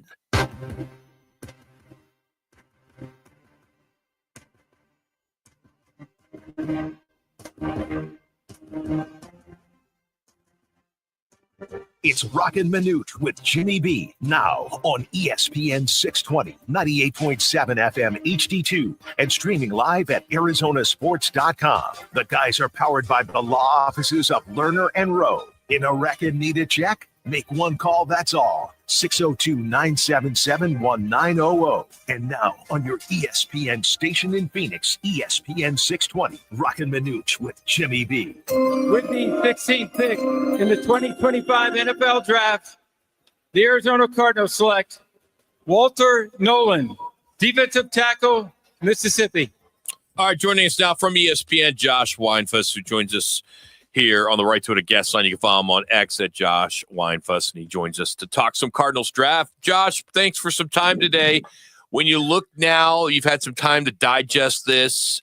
What pick did you like the best? That when you put the value together and where they got him, with the guy that could probably help this team the best and for a long period of time, who would you have picked, or who is your pick? You know, first off, thanks for having me. I appreciate it. Honestly, I love the first two picks. Okay. I love Walter Nolan. I love Will Johnson. I think Will Johnson's the type of pick that it's either going to be a boom or bust, right? And boom, it's going to be a real big boom, and bust, it's going to be a real big bust. And I just think it's because we don't know the true health of his knee. I mean, if they get 5, 6, 7 years out of him at a high level, I think it's a great pick. You know, maybe his knee has some severe issues that he will take some time to work through, or, you know, or they might even linger. We don't know. That's the problem. But I think with Walter Nolan, he's the type of guy the Cardinals have been needing for a long time, kind of that dog, right? Just that guy who will get after it, doesn't care, right? Just he's unapologetically himself, and I think that's going to it's going to be a refreshing fit in this locker room. I think it's somebody that the Cardinals typically don't go after, but I think it's somebody they need. And so, yes, I would say the first two picks. Josh, going into the weekend, which positions did you have slotted that you knew they needed to fill? They needed picks. So going into the weekend, I really thought that they would address guard and wide receiver. Mm-hmm. We knew that they wanted to kind of shore up the edge. We knew they wanted to build some more depth and maybe get a stud up front, that front seven. We also knew that corner was going to be addressed, and inside linebacker, and they addressed all of that except for receiver. You know, they drafted a guard in the later round out of Texas. You know, obviously they focus on defense. 6 of their 7 picks were on the defensive side of the ball. So we knew that was going to be a thing. I don't think anybody knew, including, you know, from what Monty Altenfort said, him as well, that they were going to go so heavy on defense. But yeah, I really thought that they would take a high pick and address their needs at guard, maybe even right tackle, and then receiver, which they did not do. You know, Josh, as I was texting you, it's Manuch, always good to catch up. I was going, where's the firepower? Where's the home run hitter? And you wrote about that this afternoon. Not that I influenced you one way or the other, but will the offense have enough firepower to make a significant jump in 2025? The lead of your article. And I thought the same thing. Where's where's that juice, that extra juice going to come from on this offense? It's a very good question. Now, as anyone who follows the league knows, guys will be released this week. There'll be guys available. Some vets probably won't sign until training camp, and then after the final cuts, there'll be a lot of guys in the market then. So there's about 3 more opportunities for the Cardinals to address some of their needs. I don't see them trading for an offensive stud. But, like I wrote this morning, I am very curious because you have Kyler Murray. He's poised to have a big year. Then you have Marvin Harrison Jr. He's your top receiving option. But then really your number 2 receiving option is tight end Trey McBride. And then your third receiving option is Michael Wilson. And then maybe it depends on how the board falls after that. Maybe it's Greg Dortch. Maybe it's Zay Jones. Like, there's a lot of options. But I still think that they needed to address receiver. They needed to give Kyler one more true receiving option. So when you go 3 wide, there is a lot of fear in a defensive player's eyes, right? And I don't think they have that truly yet. Obviously, we don't know what Marvin Harrison is going to look like this year. I think that's a big thing. If he can be that 1,500-yard receiver, then I think that kind of changes things. But I still think that they need to go out and get at least one more playmaker. There's a free agent out there. His name's Amari Cooper. Would they chase him or not? Or in your observation, do you still think he has gas in the tank? He's the type of guy that I could see them going after in like July. Maybe there's calling to check in, see what his interest level is until playing. And then maybe, depending on the situation, depending on the price, I think those are the 2 big keys. I think that could be a guy that they entertain later on, just for a couple of reasons. A, he's another option. He's proven they know he can make plays. He brings a lot of leadership to a locker room. He brings a lot of veteran experience to a locker room, especially a room that's very young, that a lot of these receivers could use some more veteran guidance. I think he would be really good for that. But if they do, put some feelers out for Amari Cooper, it won't be until July. Josh, when you look at the influence of the SEC and Big Ten for this draft, does Monty Ossenfort, is he purposely, strategically wise, looking at the best of the best at the key positions the Cardinals need? I mean, I know the competition in my mind is paramount, but you got 2 from the SEC and you got 3 from the Big Ten. How much does that influence him, or does he even go down that road? As a Big Ten alum myself, I would say there's no better conference in America. But with all that being said, I don't think he's sitting there saying, okay, this guy's from Ohio State, we're going to go after him. I think it's more along like if the board falls a certain way, and I think maybe if 2 guys are tied, I think then he will start looking at, okay, what did this guy do in college? Where did he play? What kind of experience does he have? Because one thing that we heard all weekend is that the guys from Ohio State and the big schools, they have experience in high pressure situations because of the playoff, because of the national championship. And that played a factor into some of these decisions. So I don't want to say that he's specifically looking at a Big Ten or SEC player, but I will say that it does help some of these players when it comes time to pick them because of the situations that they've been in because they're at those schools. Josh, you put on Twitter, I believe on either was Sunday or maybe Saturday, to break down the draft picks by position. Were you surprised that wide receiver came in number 1 at 32? No, I think because outside of quarterback, that's probably the most important position for a football team these days because it's such a pass-heavy league. So if you're going to go spend all this money on these top-tier quarterbacks, you're going to want to give them targets and high-caliber targets, and obviously that's your receiver. And especially with how many all the rule changes now that have made it a little more favorable for offenses, you're going to go. Your teams are going to try to find their gems, try to find their next 1, 2, and 3 receivers in the draft because they don't cost a ton of money, right? So if you can get a guy for 4 years, 5 years, even if he's a first-round pick, who can produce right off the bat, as the Cardinals saw with Marvin Harrison Jr., or that's why Malik Neighbors went high last year, or the guy from Washington, like they're going to spend that draft capital on them through, and not just even early on, throughout the whole draft. How important now is it going to be, there will be only 3 preseason games, and if the commission has his way, that'll drop to 2 preseason games. How important then is it, since you're a Big Ten guy, to get the Big Ten and the SEC, those types of players? I think it's all part of the conversation. Now, all that with that being said, though, like if they have a guy from a school that's not part of a non-Power 5 or not even maybe a Big 12 school or, an FCS school, if that's even what they call it anymore. If they're good, they're good, right? They're not going to care about their experience. But the experience does help these guys maybe shorten that learning curve during training camp. And maybe, in the preseason obviously helps. But I think that if they see the talent there and they know a guy, or they truly feel, you never know, but they truly feel like a guy can adjust and convert to the NFL game quickly, it's not going to matter where they went to school, right? Because they know they will give them time on task, as Jonathan Gannon likes to call it. They're going to give them those reps early on to help them adjust as quick as possible. So while, like a guy like Will Johnson, he had a ton of starts.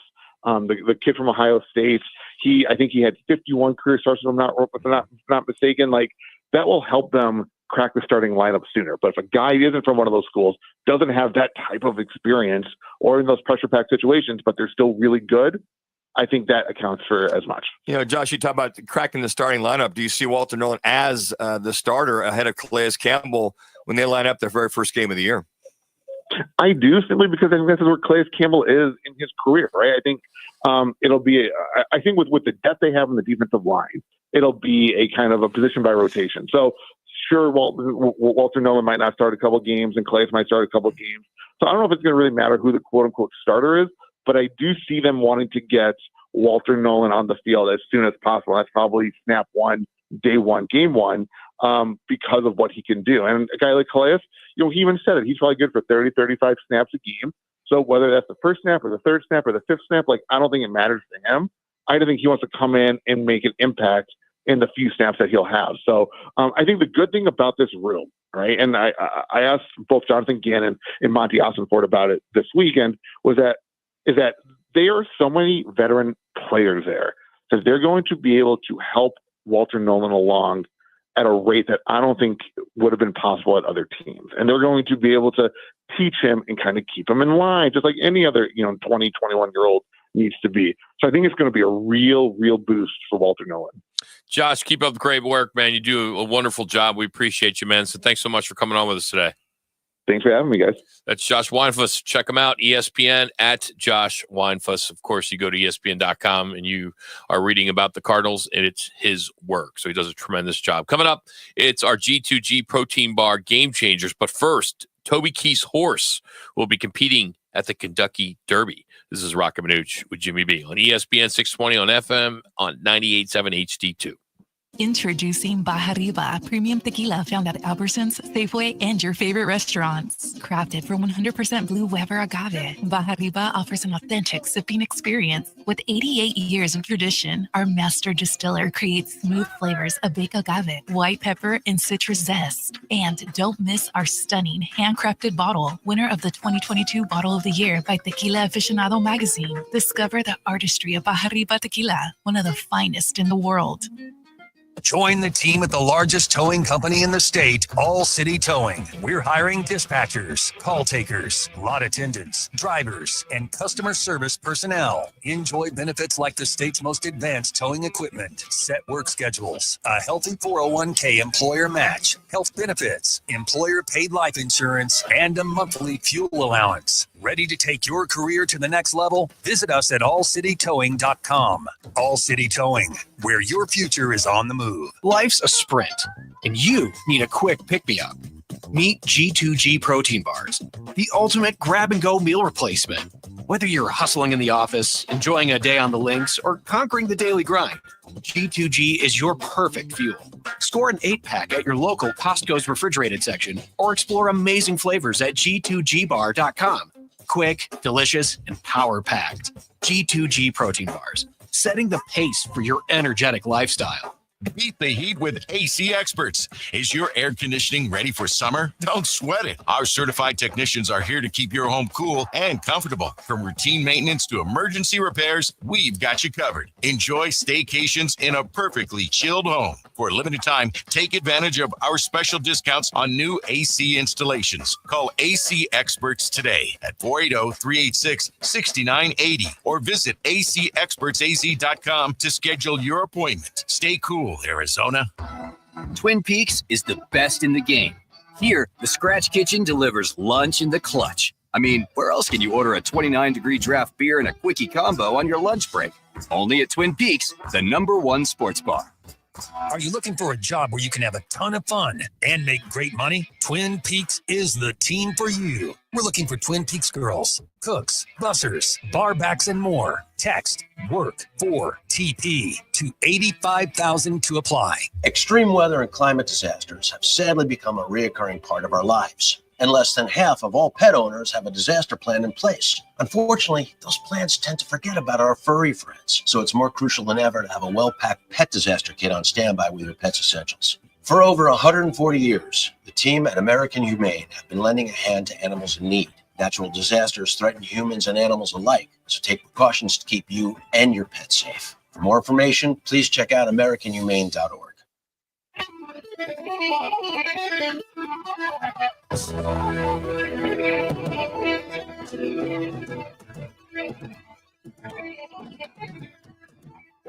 Time for the G2G Protein Bar Play or Team of the Weekend. Did your favorite player make an incredible play or your team had a big upset? They probably know all about G2G Protein Bars, a refrigerated protein bar with unmatched taste, grab and go goodness. G2G Protein Bars are now available at Costco.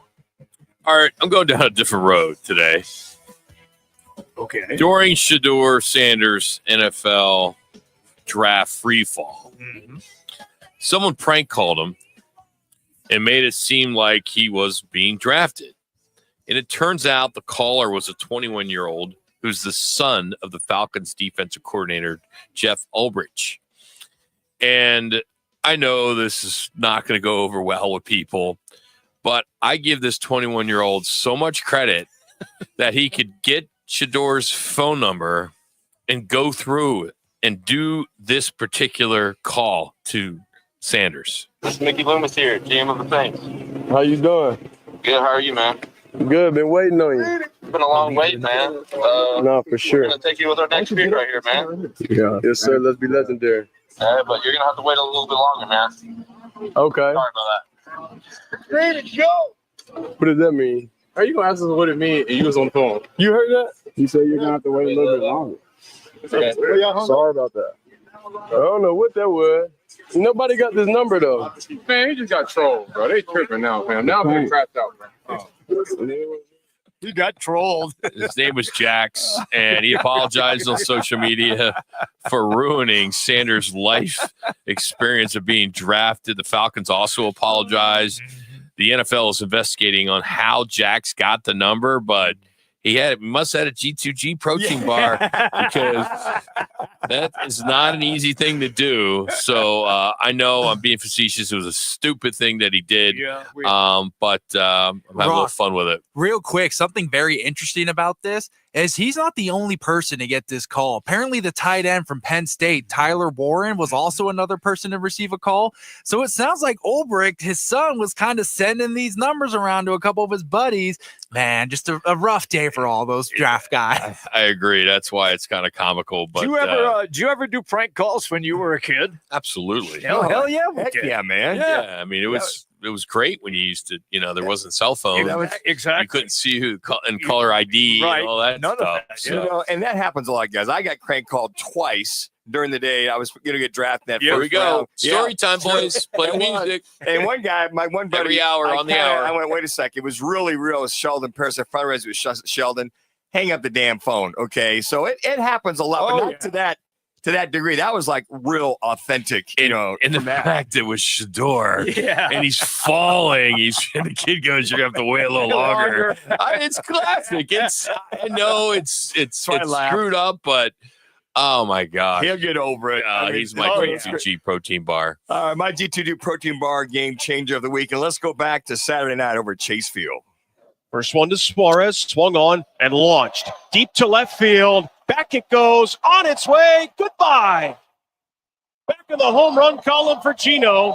That's his 7th, and the D-backs cut into the deficit. It's now 2-1.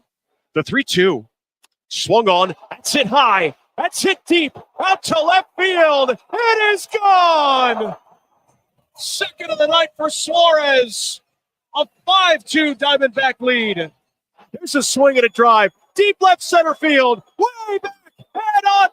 Gone. A hat trick for Suarez. His third of the night.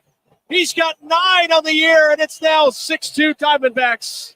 3-2 swung on. That's it high. Deep to left. That's 4. 4 scored. We're tied at 7. Suarez's magical night continues. D-backs for baseman Gino Suarez. What would you call that? Quadfecta or something like that? With his 4th consecutive home runs in Saturday night's game against Atlanta, Suarez had 4 home runs, 5 RBIs, 4 runs scored, and is now hitting a walloping 202, just above the Mendoza line. 202. I also might add he is also the only the 19th player, which is pretty interesting, to ever hit. Who's the first 4 home runs in a game? I'm going to say Babe Ruth. Maybe. You can't throw out a stat and say 19 and not know who the first one is. Yeah, I'd have to go back. But he's 19 out of all these 190-some years of Major League Baseball. So Gino Suarez is my G2G protein bar game changer of the night. Mine's a little simpler than getting railed on by Rock, because we'll go to the NBA and the ending of the Clippers-Nuggets game. 2 bounces on them. This is for the win. It's close. They're going to go. Did Gordon beat the buzzer? They're going to take a look at it. I think it's there. The ball was deemed to get out of Gordon's hands right before the LED line. This is a The Nuggets have won. The game is over. The Nuggets have won. And the series is tied at 2.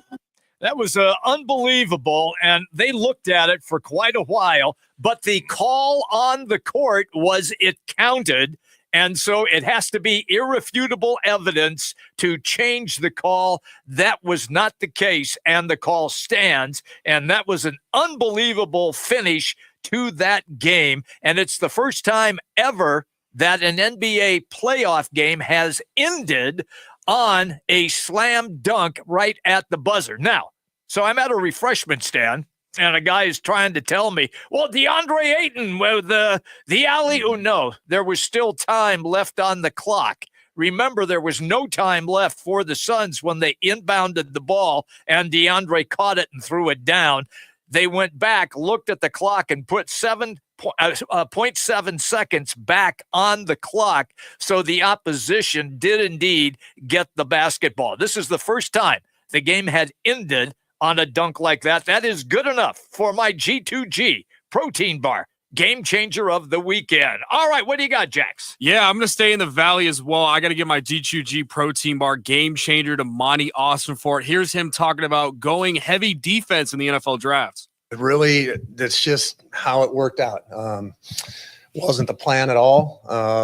It's just, it's one of those things where, we stick to the philosophy of staying true to our board. And, I certainly would have loved to add some people on offense, but just the way it worked out, we were always going to take the guy who was higher on our board. And it just so happened that 6 of the 7 guys were on defense. So. Yeah, and I think looking at this draft class, when they were at 16, I was screaming for Will Johnson, ended up falling to 47. Me and Manuch talked on Friday. We did not think in a world that Will Johnson was going to fall to 47, and he did. But the most underrated pick in this draft, I think, is Cody Simon, the linebacker out of Ohio State. This guy was a national championship MVP. He was the Rose Bowl MVP, had the 0 number on him, which I think is a tradition for Ohio State. Whoever gets the 0 number moving forward, a big thing over there. Denzel Burke, local kid out of Saguaro, also from Ohio State. But not only that, they got an offensive tackle from Ohio State and a D tackle from Tennessee as UDFAs. The defensive tackle from that's an undrafted free agent, 6'1", 340. That sounds like a good signing to me. So I give Monty a B+, but more importantly, they address all the defensive needs. We'll see, as you talked with Josh Weinfuss just now, how they address the other wide receiver. But I think if you can get 2, 3, maybe even 4 starters out of this class, just continues to get better every year. So I'm giving my G2G to Monty. Connor? I'm jumping back into the NBA here. I'm going to be going with Anthony Edwards, who had a 43-piece to go ahead and put themselves 3-1 up over the Lakers. Hachimura once again switched up on Edwards. Leans in, little sidestep, knocks it in. Rebound. He's got 7 of those. Edwards puts up a 3. That's good. Anthony Edwards once again. Edwards electricity here in game 4. The little hang dribble. Anthony Edwards there with 43, like I said, ends up getting that win 116-113. That's my G2G game changer of the weekend. All right, if you haven't tried them yet, you're missing out. This is not your average stale, off-the-shelf protein bar. What makes these bars so delicious is they're fresh, no preservatives. They're stored in the refrigerator.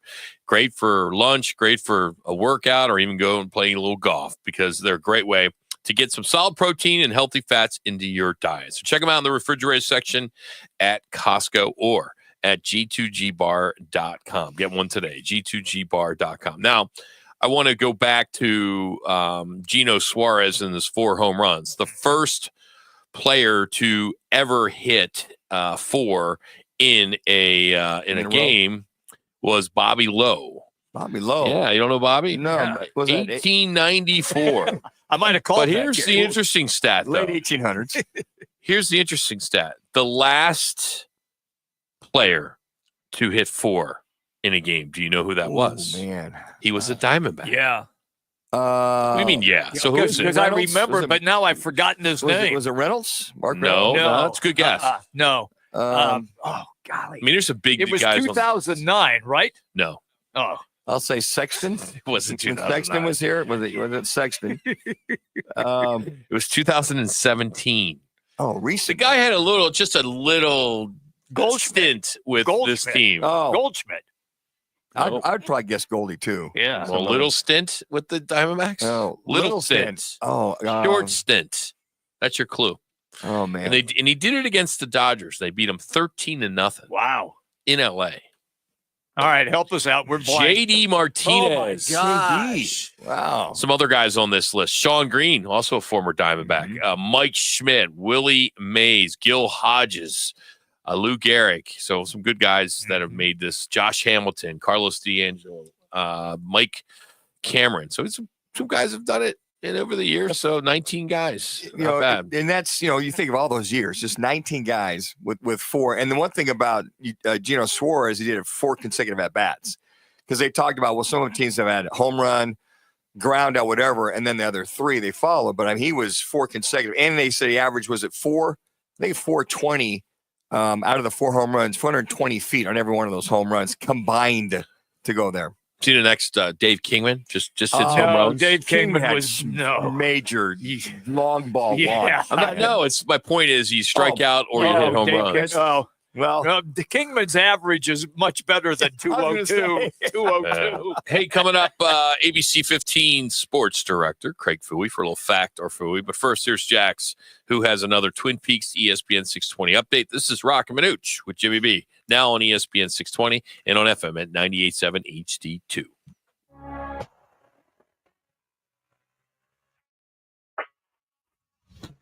It's now time for your Roc and Manuch with Jimmy B's Twin Peaks ESPN 620 Sports Center update. I'm Jackson Groth. The Arizona Cardinals Club announced that they have 6 rookie undrafted free agents, including Florida State offensive lineman Jeremiah Byers, tight end out of UTSA Oscar Cordenius, Ohio State offensive lineman Josh Fryer, Wisconsin wide receiver Bryson Green, UConn offensive lineman Valentine Sen, and my favorite, Tennessee defensive lineman Elijah Simmons. That also adds on to Walter Nolan, Will Johnson, Jordan Birch, Ohio State linebacker Cody Simon, also to add offensive lineman from Texas Hayden Connor, Denzel Burke from Ohio State cornerback, and Keaton Crawford, the Nevada safety. Meanwhile, the hardwood, the Phoenix Suns search for a new head coach is heating up as Suns general manager James Jones has announced he's taking charge in leading the charge on who will be the next head coach. Twin Peaks, eats, drinks, scenic views.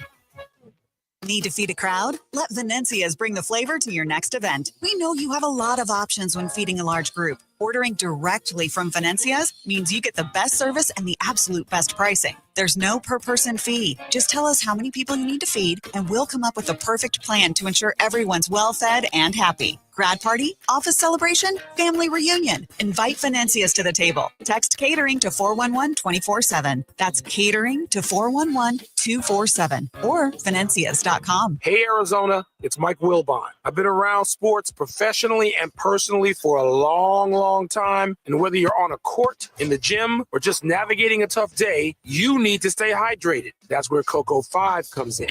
Cocoa 5 isn't your average sports drink, packed with the electrolytes your body craves, but without the artificial junk you don't need. Available at your favorite stores, Cocoa 5 Active Hydration. Stay hydrated, Arizona. Think you can handle a few drinks and still drive safely? Think again. Buzzed driving is drunk driving, and drunk driving can land you in serious trouble. In Arizona, there's zero tolerance for impaired driving. Even one drink can cost you thousands in fines and legal fees. Plus, take away your driver's license. So plan ahead. Use a designated driver or rideshare. Get the facts at drivesober.az.gov. This message is sponsored by the Governor's Office of Highway Safety. At Grand Canyon University, we believe in equal opportunity, and the American dream starts with purpose. Whether your pursuit involves a bachelor's, master's, or doctoral degree, GCU's learning environments are designed for supportive networking and collaboration. With over 330 academic programs, GCU provides a path to help you fulfill your dreams. The pursuit to serve others is yours. Find your purpose at GCU. Private, Christian, affordable. Visit gcu.edu. Attention golf lovers and putting enthusiasts. Are you ready to elevate your game? At Putting World, we've got cutting-edge technology that'll have you sinking putts like a pro. With high-tech simulators and expert coaches, you'll be on your way to mastering that tricky six-footer in no time. Check us out at puttingworld.com. Whether you're a seasoned golfer or a newbie who thinks a hole-in-one is just a fancy donut, there's a place for you at Putting World. Eat it, drink it, sink it. Putting World. Yo, I'm your old basketball. Haven't seen you out on the courts in a while. Why not pass me over to Goodwill? Donating me helps Goodwill's mission to provide career training and support services right here in the community. And that's a slam dunk. Donate today. Hey, I got next. To find your nearest Goodwill locations and to learn more about our mission, please visit goodwill.org. Goodwill, where your things start new lives.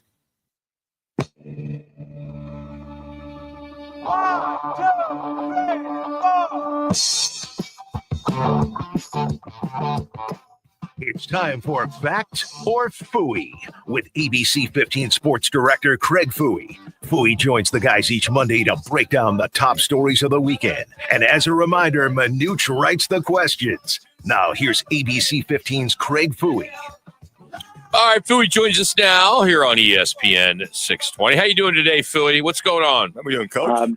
I'm doing great, man. Just kind of taking a look at recapping the draft and seeing what's going on around the local world of sports, then heading out to Larry Fitzgerald's Supper Club tonight. So having fun today.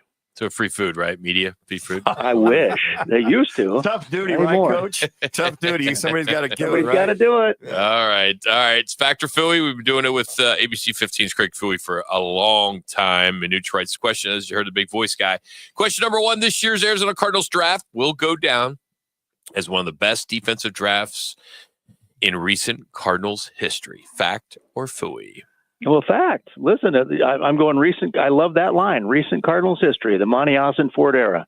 Yeah, we went 6 defensive guys and 1 offensive guy. So swung for the fences on a few guys, right? Walter Nolan, Will Johnson, Jordan Birch. I mean, there's some hit and miss guys there. Guys that flash, guys that played. I think Will Johnson was the one that slipped to the second round because of injury concerns. If he can stay healthy, that'll be huge. Walter Nolan had some issues with just his commitment, right? Taking plays off and not going every down. And then Jordan Birch had some flashes. So if he can stay healthy and keep pressure on, he's good. But Cody Simon, was captain at Ohio State, and Denzel Burke, local kid here. So I thought they did a good job.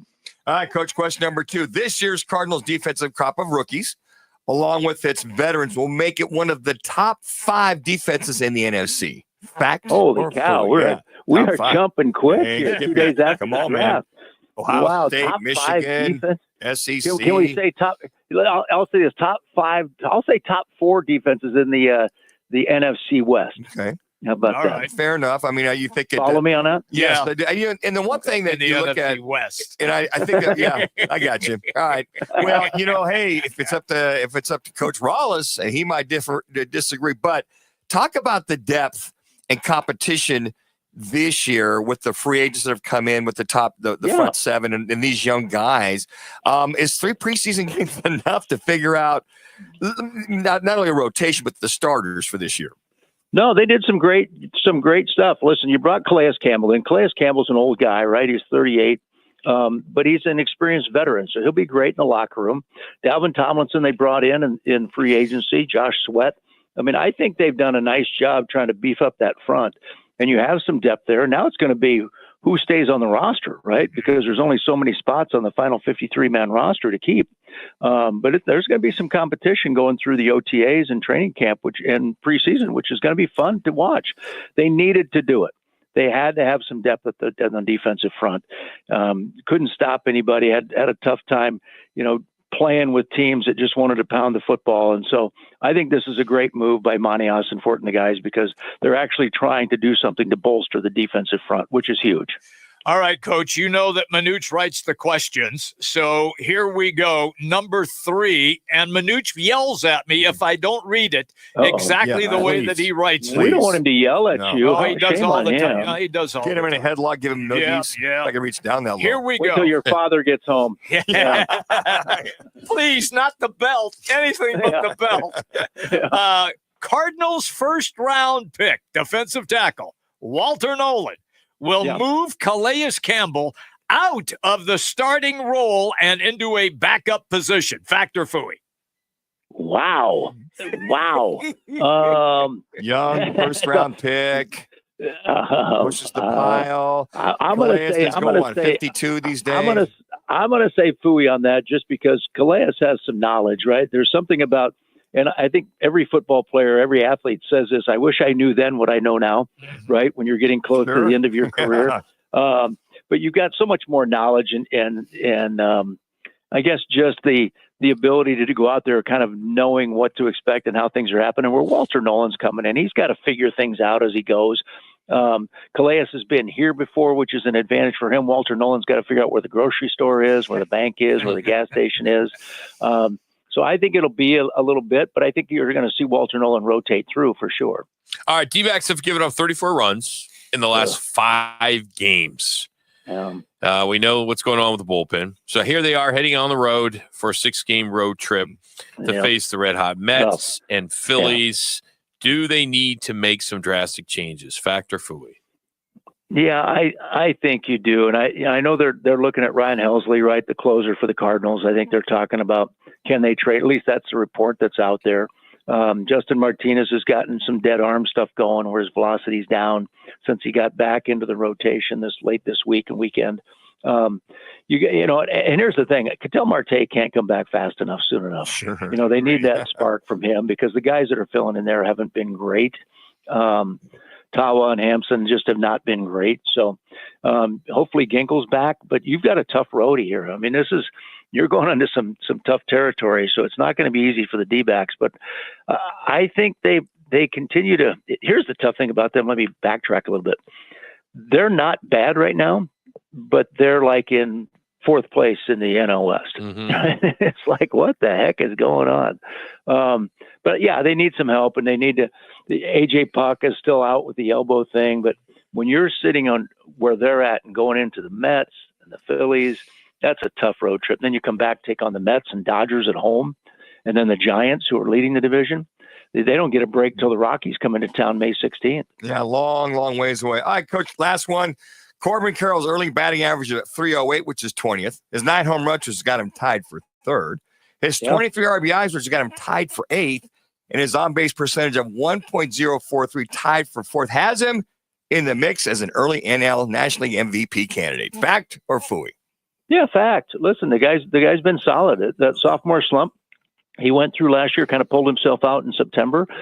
He's come back with a vengeance. He did not like the way he played last year, and he's out there trying to prove to everybody he belongs in the conversation for MVP. So I've been impressed. He's fun to watch. The guy set a record yesterday with a speed on a triple, right, from home plate to third base. I mean, twice. he's playing incredible, and I love watching him. He's a fun guy to watch.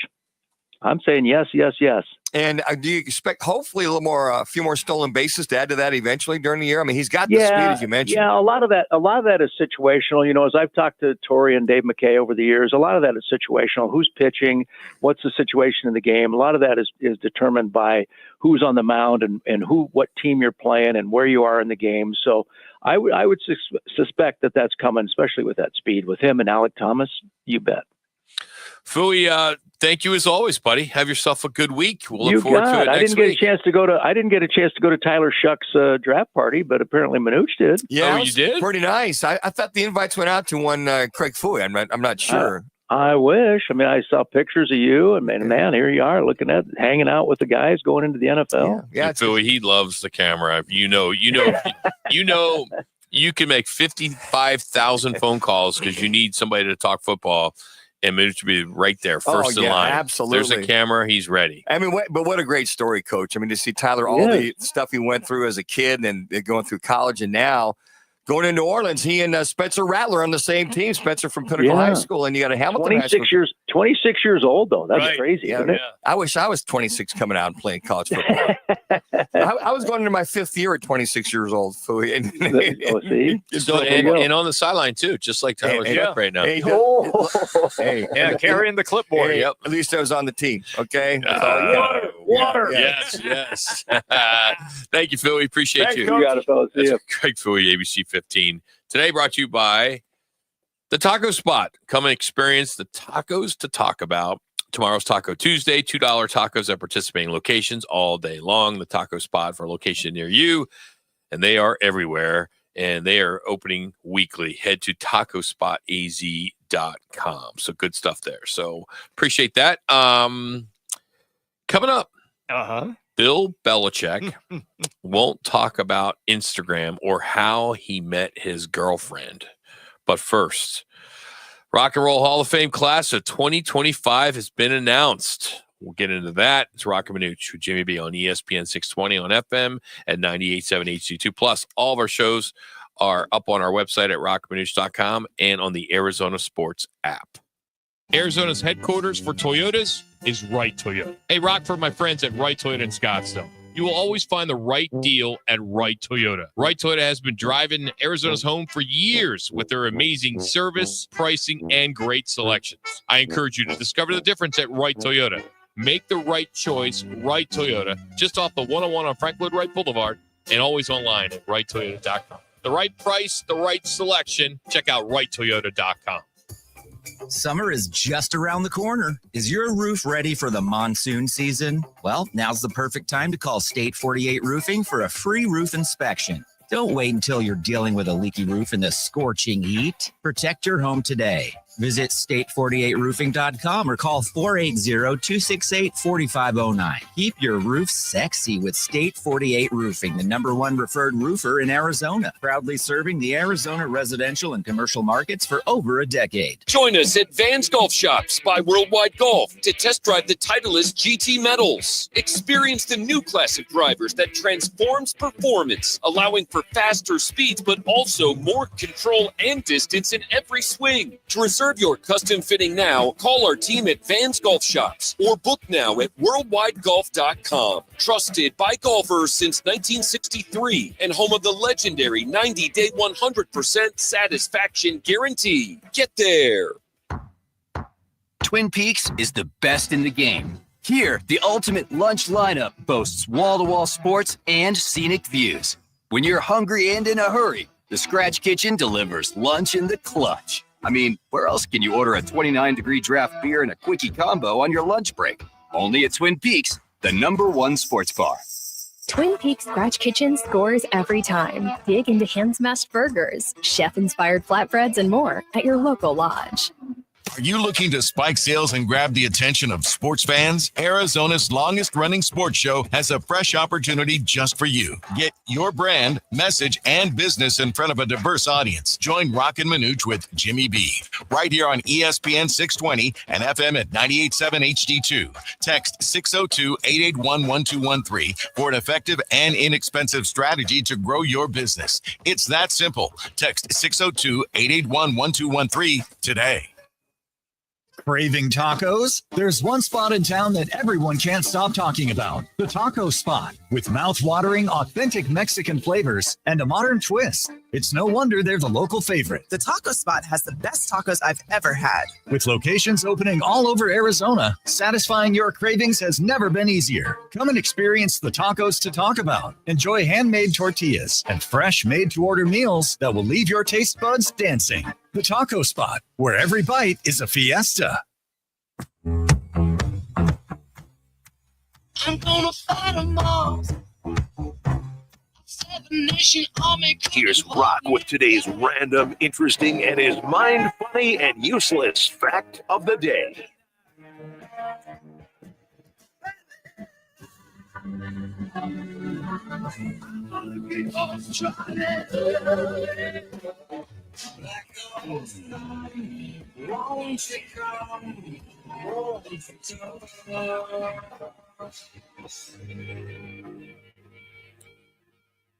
All right, the Rock and Roll Hall of Fame class of 2025 inductees. Bad Company, Chubby Checker, Cyndi Lauper, Soundgarden, and the White Stripes. And then winners of the fan vote was Fish. Got snubbed, so they did not get in. Joe Cocker also won it, was it? Joe Cocker's, he's going. Yeah, Joe Cocker's the other one. Yeah. There were some other guys that got in from different categories and things like that, like Salt and Pepper, Warren Zevon got in for the musical influences, categories like that. So, your random fact of the day: the NHL Stanley Cup can hold how many beers? 12-ounce beers. Oh, I'm going to say 20. Okay. I'm gonna say the big Stanley Cup. I'm gonna say a case. I'm gonna say a case, which is what, 24. Yeah. You're asking me that, or are you just making sure I remember that case? Jax? I'm gonna go 48. 48 12-ounces. All right, Connor. I mean, you're a drinker. That's a lot of liquid, but the Stanley Cup, I gotta say, just 12-pack. I can't imagine it's a whole lot to fit in there. Okay. Yeah. 23 beers. Right. Just over 2 gallons. Yeah. And more than 2,000 Monopoly hotels. Wow. I like that. Like that? Yeah. 24 beers. That's it. What'd you say, Jimmy? I said 20. All right. Yeah, right there. So Manuch, were over, so you lost. No, so it's like the prices, right? You get that? You know, It's a lot of Toby beers, man. Keith, who passed away in February last year, but his memory's still going strong, not only for country music, but in the world of horse racing. Of course, this week is the Kentucky Derby. His horse, Rendered Judgment, is going to compete this Saturday. He is currently sitting at 30-1 odds, so there's always a chance. You look at the poll or the post positions, and I got to tell you, there's only four horses that have odds that are not I should say 3 horses that are 6-1, 5-1, or 3-1. Everyone else is more is 12-1 all the way up to 30-1. There is 1, 2, 3, 4, 5, 6, 7, 8, 9, 10, 11, 12, 13, 14, 15. 15 of the 20 horses have odds of 20-1 or higher. So which are you leaning on that, Rock? With those, it's all about the name, man. Yeah. I mean, there's Citizen Bull, there's American Promise. I like Journalism. That's a good one that I didn't do well in. Publisher, another one there.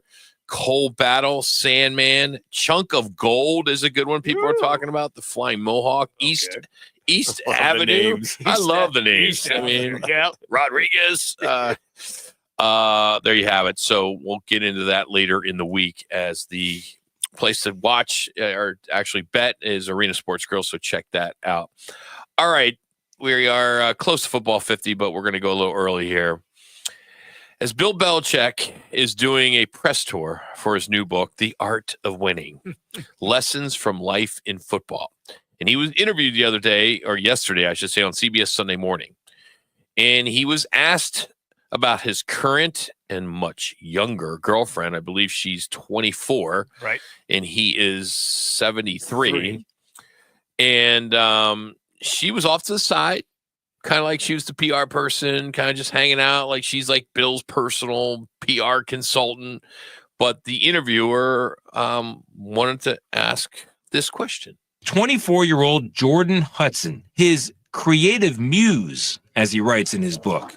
Make sure that that's the Jordan was a constant presence during our interview. Never been too worried about what everybody else thinks. Just try to do what I feel like is best for me and what's right. How did you guys meet? not talking about this. No. No. What? So what? I can't say what. Oh my gosh! I mean, yeah, just really.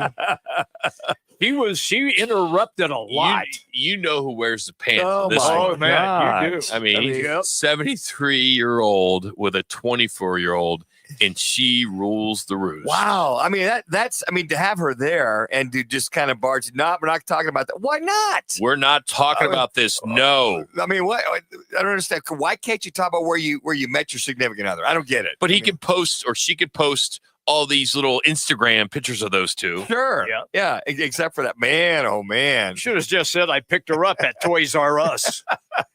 It's just crazy. I mean, it's just. Yeah, that's that. You hear that, you go, man, Bill. Yeah. Good luck. Come on, Bill. Yeah, good luck with that. I got an update on Kevin Durant. Okay.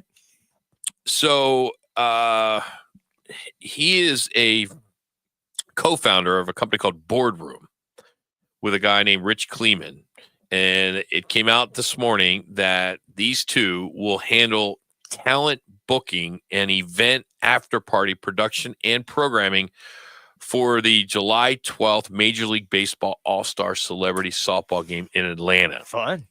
They're teaming up with Major League Baseball. It's a collaboration. And he's also going to be involved in some other after parties like in Las Vegas and some other things like that. So we know where Kevin Durant is now. what his next career is. He's a party animal. That entrepreneur that he is as far as entertainment. He is. You think of some of these guys getting involved. Yeah, exactly. Yep. The entertainment venue that it is for somebody like Kevin Durant. By the way, did you see the little video of Devin Booker stopping at that lemonade stand? I did see over that. the weekend. Yeah, it was great. I mean, he tipped the kids $200. Yeah. That's it. Oh, wow. Thank you, sir. Because they just took donations. And I guess it's up there in Paradise Valley. He's driving his, one of his vintage older cars. It was. But it was really, really cute to see this kid. Didn't say anything. Finally goes, are you Devin Booker? He goes, yeah, I am. He goes, one of your biggest fans. The kid did it afterwards. Yeah. So they did this whole story on the whole thing. And he goes, $200.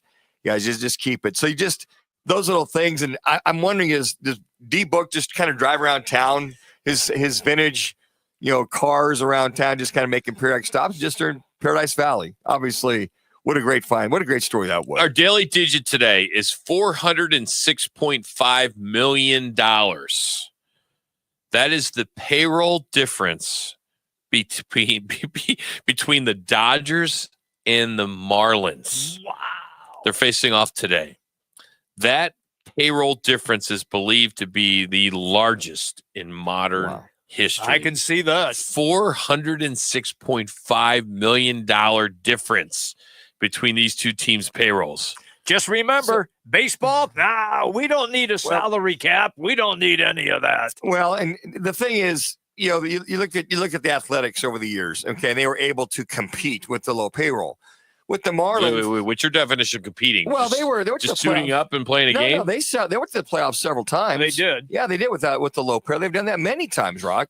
But many times the Oakland A's. Yes, okay, when Bo Mel. Let's look this when up. Bo Mel was there, they did it with a low payroll. They won about 4 times. And you can go back to Moneyball. That's where I'm going. Yeah, back to Moneyball. Back to Moneyball. And look at the low payroll over the years. They've gone. I mean, they've made it work. But the Marlins, my point is, the Marlins haven't been able to make it work at all with this new ownership group. Pretty much, treating this team like a minor league baseball or AAA team. Right. I believe.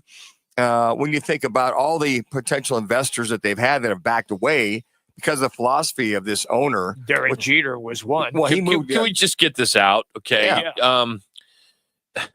Last time the A's were in the postseason was 2020. That's 5 years ago. Okay. And then 19 wild card, 18 wild card, then 14, 13, 12, then 2006.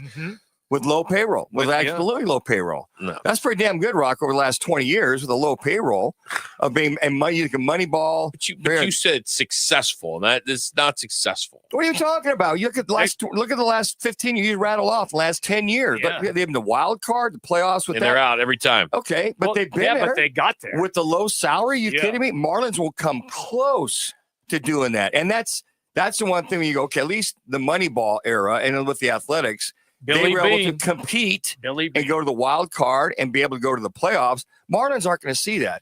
And when you see enough of that year after year after year, like the Royals were like that for a few years after they won the World Series, if Major League Baseball... Marlins were in the playoffs in 2023. They lost the National League wild card. They were in there in 2020. So they've been in there a few bit. They won the World Series 2003. They did, but the last 3 years, if they're going to... one. Okay, well they were in the playoffs 2 years ago. Okay, good. 1 year ago. Okay, but they've decimated their entire lineup, and they've gone from one of the highest paid to the lowest paid. If I'm the commissioner, I'd be a little concerned that they've totally decimated all their talent and traded it off to where they're at now. When you only have 3,000 fans show up per game, I don't know how you make any money. Even worse are the Pittsburgh Pirates. Well, they're struggling right They're now. Just terrible, and they have been terrible. The fan base is just going crazy. God, they are. You got Paul Skeens, and you won't do anything to help that But Jimmy, guy. to your point, there's truly the haves, yes, and there's going to be the have-nots, for a long time, right? Not that a salary cap, if they had a salary cap, would fix that. But Rob Manfred would have to take a look at that and go, okay, the Marlins, these 5 or 6, 7 bottom feeders, Chicago White Sox, terrible. Okay, if they're not going to spend money and continue to sell tickets, at what point does he get involved to either turn that around or say something? As Josh Weinfuss told us earlier in the top of the hour that there are going to be some guys getting cut and things of that sort. The Browns will not exercise Kenny Pickett's 5th-year option, which came out today. So he was the number 20 pick from the Steelers just 3 years ago. Yep. Of course, traded to the Eagles, and in March sent to the Eagles. You called it. You called it our number one. I don't know if I called it. I mean, it was pretty obvious. Well, I referenced. He called it. Well, but I didn't. If we start, Did you say Pickett? Yeah. But I wasn't trying. I'm not trying to break news. I mean, I was just saying, it's the obvious choice. Why would you? Just for costs, right? So I mean, he has a 1 year remaining on his rookie contract. I think it's $2.6 million. It's gonna be cheaper than the other. I mean, 3 teams in 3 years. You start with you start with Pittsburgh, Philadelphia, and then now the Browns let him go. Unfortunate. Somebody will pick him up though. Absolutely. Hey, Vinny Testaverde kicked around for like 20 years, didn't he? He did. Hey, all the numbers you need to know when you recap the draft from Green Bay. We'll have that. Might surprise you on the position that was selected the most. We'll have that. We'll also catch up with Frank Sanders and our weekend's worth of AI parodies. Always our favorite in the 3 o'clock hour. So that's coming up in about 15 minutes after the hour. It's Roc and Manuch with Jimmy B today from our studios of ESPN 620. Appreciate you hanging out with us. Again, everything is up on our app. Just download the Arizona Sports app.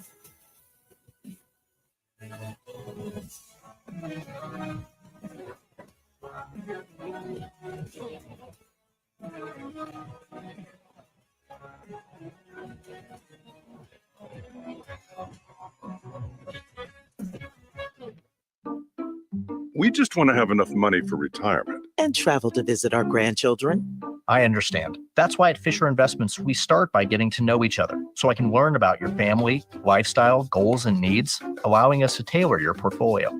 What about commission-based products? We don't sell those. We're a fiduciary, obligated to act in your best interest. So how do your management fees work? We have a simple management fee based on the value of your portfolio, so we do better when you do better. We appreciate that kind of transparency. We also check in with you regularly to keep you up to date on the markets and your portfolio. What other services do you offer? As a client, you have access to resources on investing, financial planning, estate planning, Social Security, Medicare, and more. Wow, it sounds like Fisher Investments has everything we need. At Fisher Investments, we're clearly different. Learn more at FisherInvestments.com. Investing in securities involves the risk of loss. Don't risk an AC breakdown this summer. Call Rias, your local air conditioning expert. From maintenance to same-day repair, Rias keeps your home cool. Make your AC happy with a Rias Refresh, our advanced AC tune-up, and get your AC running at peak performance. Over $1,000 in value, now just $89.99. Go to reeis.com/happy. Rias, call Rias. You'll be happy too. CSREEIS. At Child Fund, HOPE means helping millions of children living in poverty worldwide grow up healthy, educated, skilled, and safe. And that means safe at home, at school, and online. Hope means walking this path together, all of us. Because when we work together, we can do so much more. That's right. HOPE includes you. Child Fund, because we need each other. Learn more at childfund.org. Get ready, Arizona. The Rattlers are back for the 2025 season inside Desert Diamond Arena. Experience the hard hits, high energy, and nonstop action of indoor football like never before inside the Snake Pit. Lock in your season tickets, bring the crew for group nights, or keep it flexible with Rattlers Flex Packs. There's something for every fan. The turf is heating up. Are you ready to strike? Visit azrattlers.com today and secure your seats before they're gone. I was in a wreck. I need a check. I was in a wreck. I need a check. I was in a wreck. I need a check. I'm attorney Kevin Rowe. The insurance company's job is to pay you as little as possible. Our job is to get you every dollar you deserve. Call Lerner and Rowe today and let's make them pay. Call 977-1900. Call 977-1900. KTAR AM Phoenix, Arizona's home for the worldwide leader in sports. Is ESPN 620. And now, an on-air sports marketing presentation.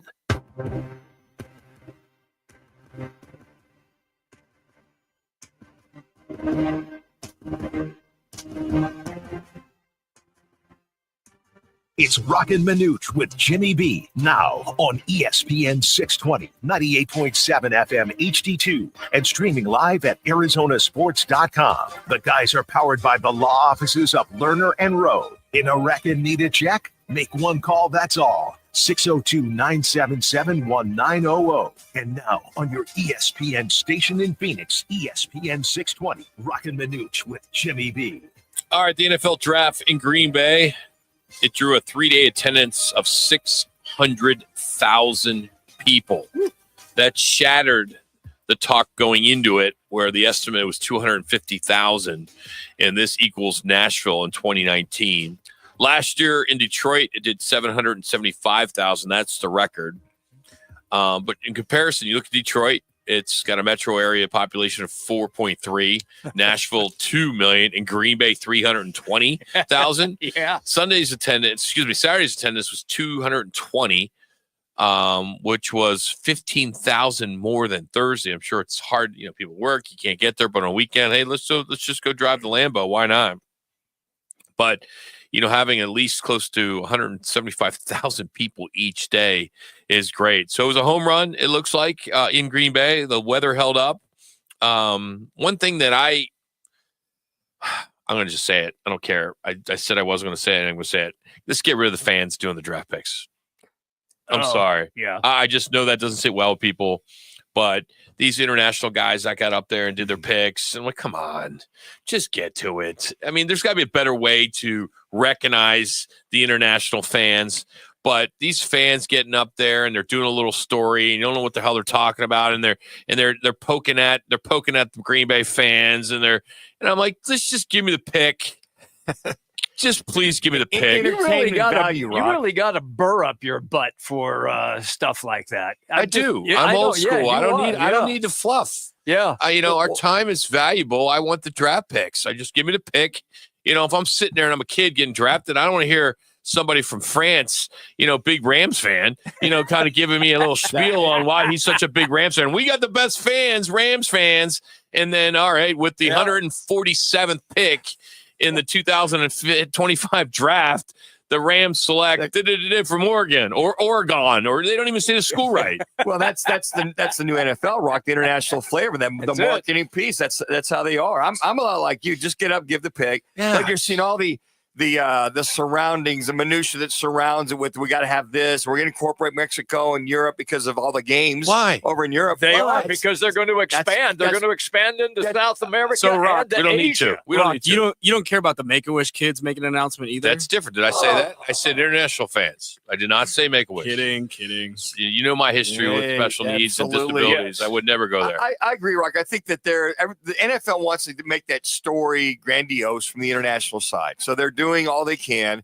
I think it's great what they do with all the special ed kids, all the stories of the kids from those cities, from those particular cities. The one who's the guy did the pick for the Chicago Bear, he was hammering the Packer fans. Yeah, he was. Didn't go over real well. But, I mean, that kind of stuff, just give the pick. I watched every minute on Saturday. Wow. Every minute. And it was frustrating. So I didn't watch Saturday's stuff. I was out and about all day long. Yeah, I was. I had a little bit of a rough Friday. So you mean after the golf tournament? Yeah, the Lord Road golf tournament. I decided that I was gonna just chill. That 19th hole got you. Then the 20th hole, and the 21st hole. I just think, guys. I think that I got this. I don't know where this cut came on my knee. No, I'm just kidding. woke up with blood. I think the thing is that it's just kind of that Roger Goodell and the NFL are just greasing his skids for an international team, and they're doing all they can so big to incorporate the international. I'm not. Anyway, the first round of the draft averaged on Thursday did 13.6 million viewers, and it was the second most first round on record. Wow! It was 11% over last year. I find that hard to believe because there wasn't a lot of buzz other than Shedeur Sanders, right? He was the key. The first round record remains 15.5, and that was 2020. I don't remember who was in that. Was that the COVID year though? Everybody was dialed in. Could have been, yeah. Mm-hmm. When it comes to the breakout, Big Ten, SEC, etc., the Big Ten and the SEC rules 58% of the draft picks this year, 79 from the SEC, 71 from the Big Ten. The ACC had 42. Big 12 had 31. Independent 7. The AAC and the Mountain West, the MWC, they both had 6. MAC had 4. Mm-hmm. Conference USA had 1. The Pac-2 had 1, and SBC had 1. So when it comes to the positions, wide receiver was first with 32, followed by defensive tackle at 30. 29 corners were drafted. Wow. 27 edge were drafted. 25 running backs, offensive tackle 24, linebackers 22, safety 19, tight end 16, guards 14, quarterbacks 13, centers only 3. 2 kickers, 1 punter, and 1 long snapper. It's cyclical, right? You look at the offensive linemen several years ago. The offensive tackles and guards were kind of the soup du jour, if you will, for the NFL draft. I was surprised to see that receivers led this charge, and the Arizona Cardinals missed on any receiver. Never took a receiver. I'm like, okay, I know there might be some free agents out there, or might be guys that can sign, but I thought they would have got at least one. Who's the fastest left on the board in the 5th round? Okay, just grab him. You're just looking for a guy who can run 4.3 over the top, 4.3, whatever. So Cardinals are just one of 2 teams that only took 1 offensive player. The Falcons were the other. Seahawks took 9 offensive players, and that led the NFL, followed by the Raiders with 7. So they went heavy. They got a couple. I think they got a wide receiver. They did. Yeah, and the Ravens were getting Ashton Jeanty from the get-go. Is kind of the talk that they want to go after that running back. Yep. And they feel that with Geno Smith as their quarterback, whether O'Donnell's the backup or not, I thought they might get another quarterback late. Matter of fact, when Shedeur kept drafting, I'm like, let me look at where the Raiders are. Let me look what the Raiders are. And the Browns. It's obvious that they wanted nothing to do with him. Yeah. Even if he dropped that low into the 5th round, they were not interested. Or they felt that, you think of O'Donnell now, a lot of folks say he might be traded, that they felt he was, not number one, his experience, his size, and for what they want to do, because Pete Carroll's going to have a very run-focused offense. Right. He wants a quarterback that can take care of the ball, which Geno Smith can't. Have some talent. Geno's got a big arm, and you got an outstanding tight end. It was a matter of just maybe going to get a few more receivers on top of that. But I could see that, hey, Pete's like, look, I've got a quarterback room that's satisfying me for now. Yeah. Now, the next couple of years, they may want to move forward. I know the Browns get a lot of credit. A lot of analysts and pundits are giving them a high grade. But as someone who grew up somewhat of a Browns fan, still a Browns fan because where my family's from, I don't know how you trade the number 2 pick. Travis Hunter is going to be one of the best players in this league for a long time. It's a 2-for-1. And I don't understand how why they made this move. Okay. You got a Mason Graham. Mason Graham, great player. Don't get me wrong. He is. But to trade, I just don't get it. I just, when I went down, I was just like, totally just WTF. I'm like, Browns, what are you doing? I mean, that guy could have been a superstar. They would have given him a statue in that city. I mean, that's what Cleveland needed. They needed that. They need an identity in that city. They're trying to get a new stadium passed. They're trying to get their quarterback situation figured out.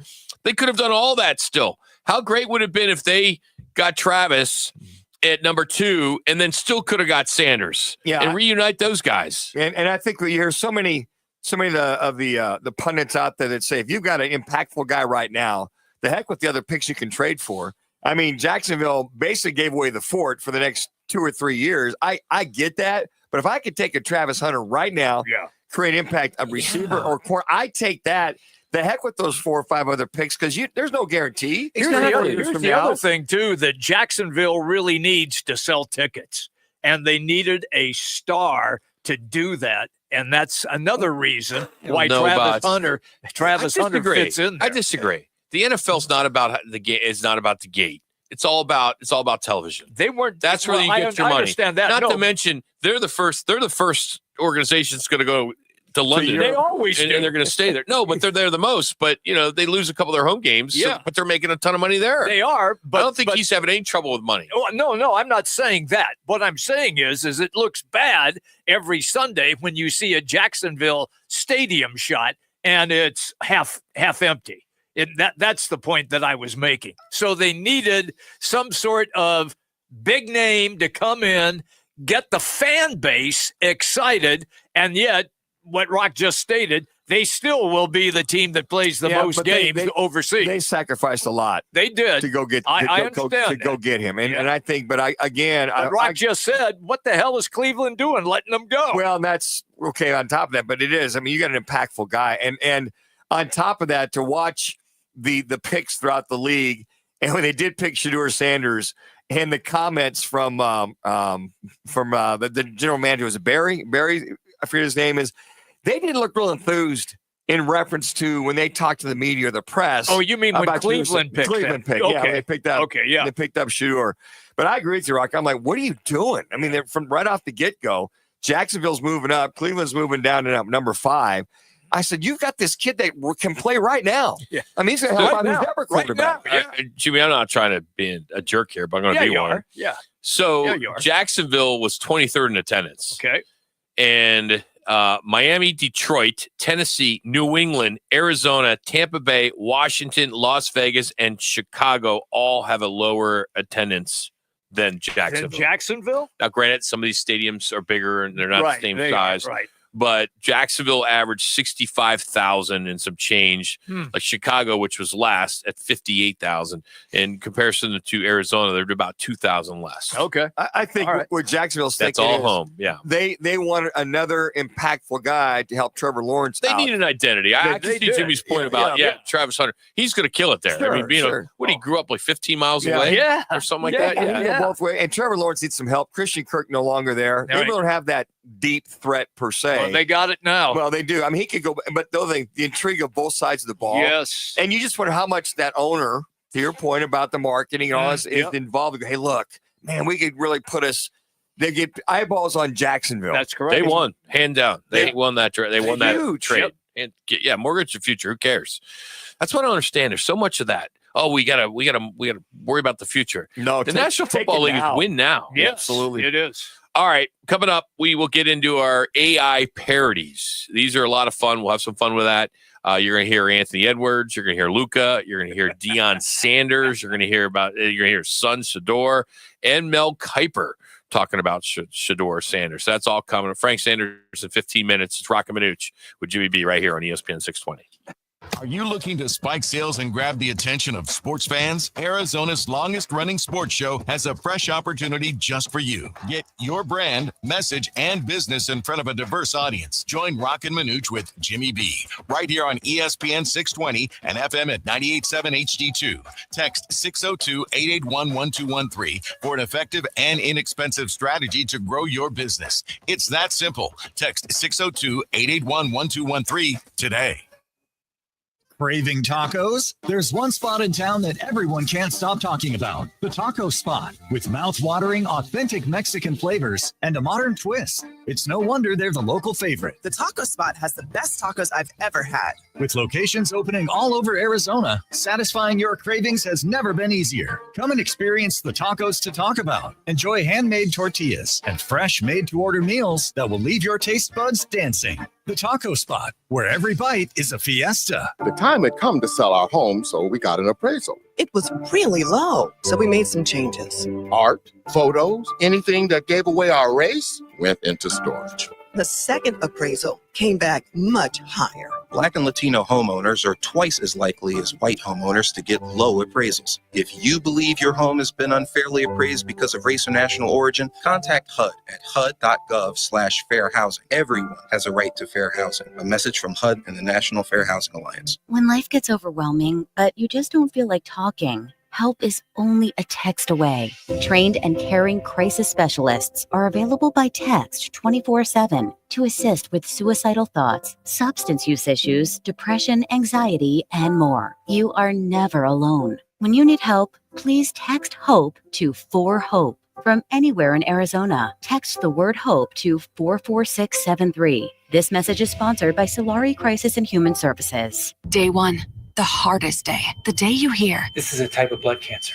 But day 1 is just one day. At the Leukemia and Lymphoma Society, we are here to help you move past day 1. On day 45, I discovered an online community who shared great tips for in-treatment care. I missed a lot of school during treatment, and LLS helped me keep up. To learn more and get help on day 2, day 28, or any day, please visit LLS.org or call 1-800-955-4572. I used to smoke. I thought of cigarettes as my best friend. They were always there for me when I needed a break. I also thought cigarettes were my best friend, and then they gave me peripheral artery disease. I smoked and had a stroke. Actually, multiple strokes. I smoked and have heart disease. Here's my tip. If cigarettes are your friend, you need a better friend. You can quit. For free help, call 1-800-QUIT-NOW. A message from the CDC.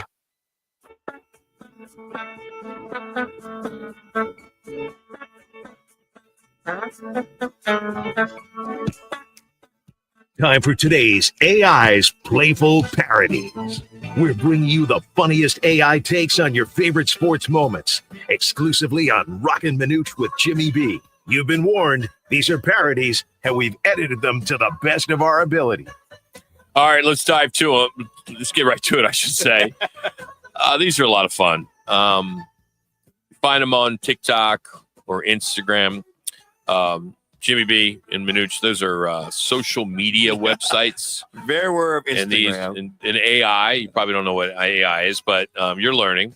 So these are parodies. So these aren't real, but in a way, I think it's what these players really want to say.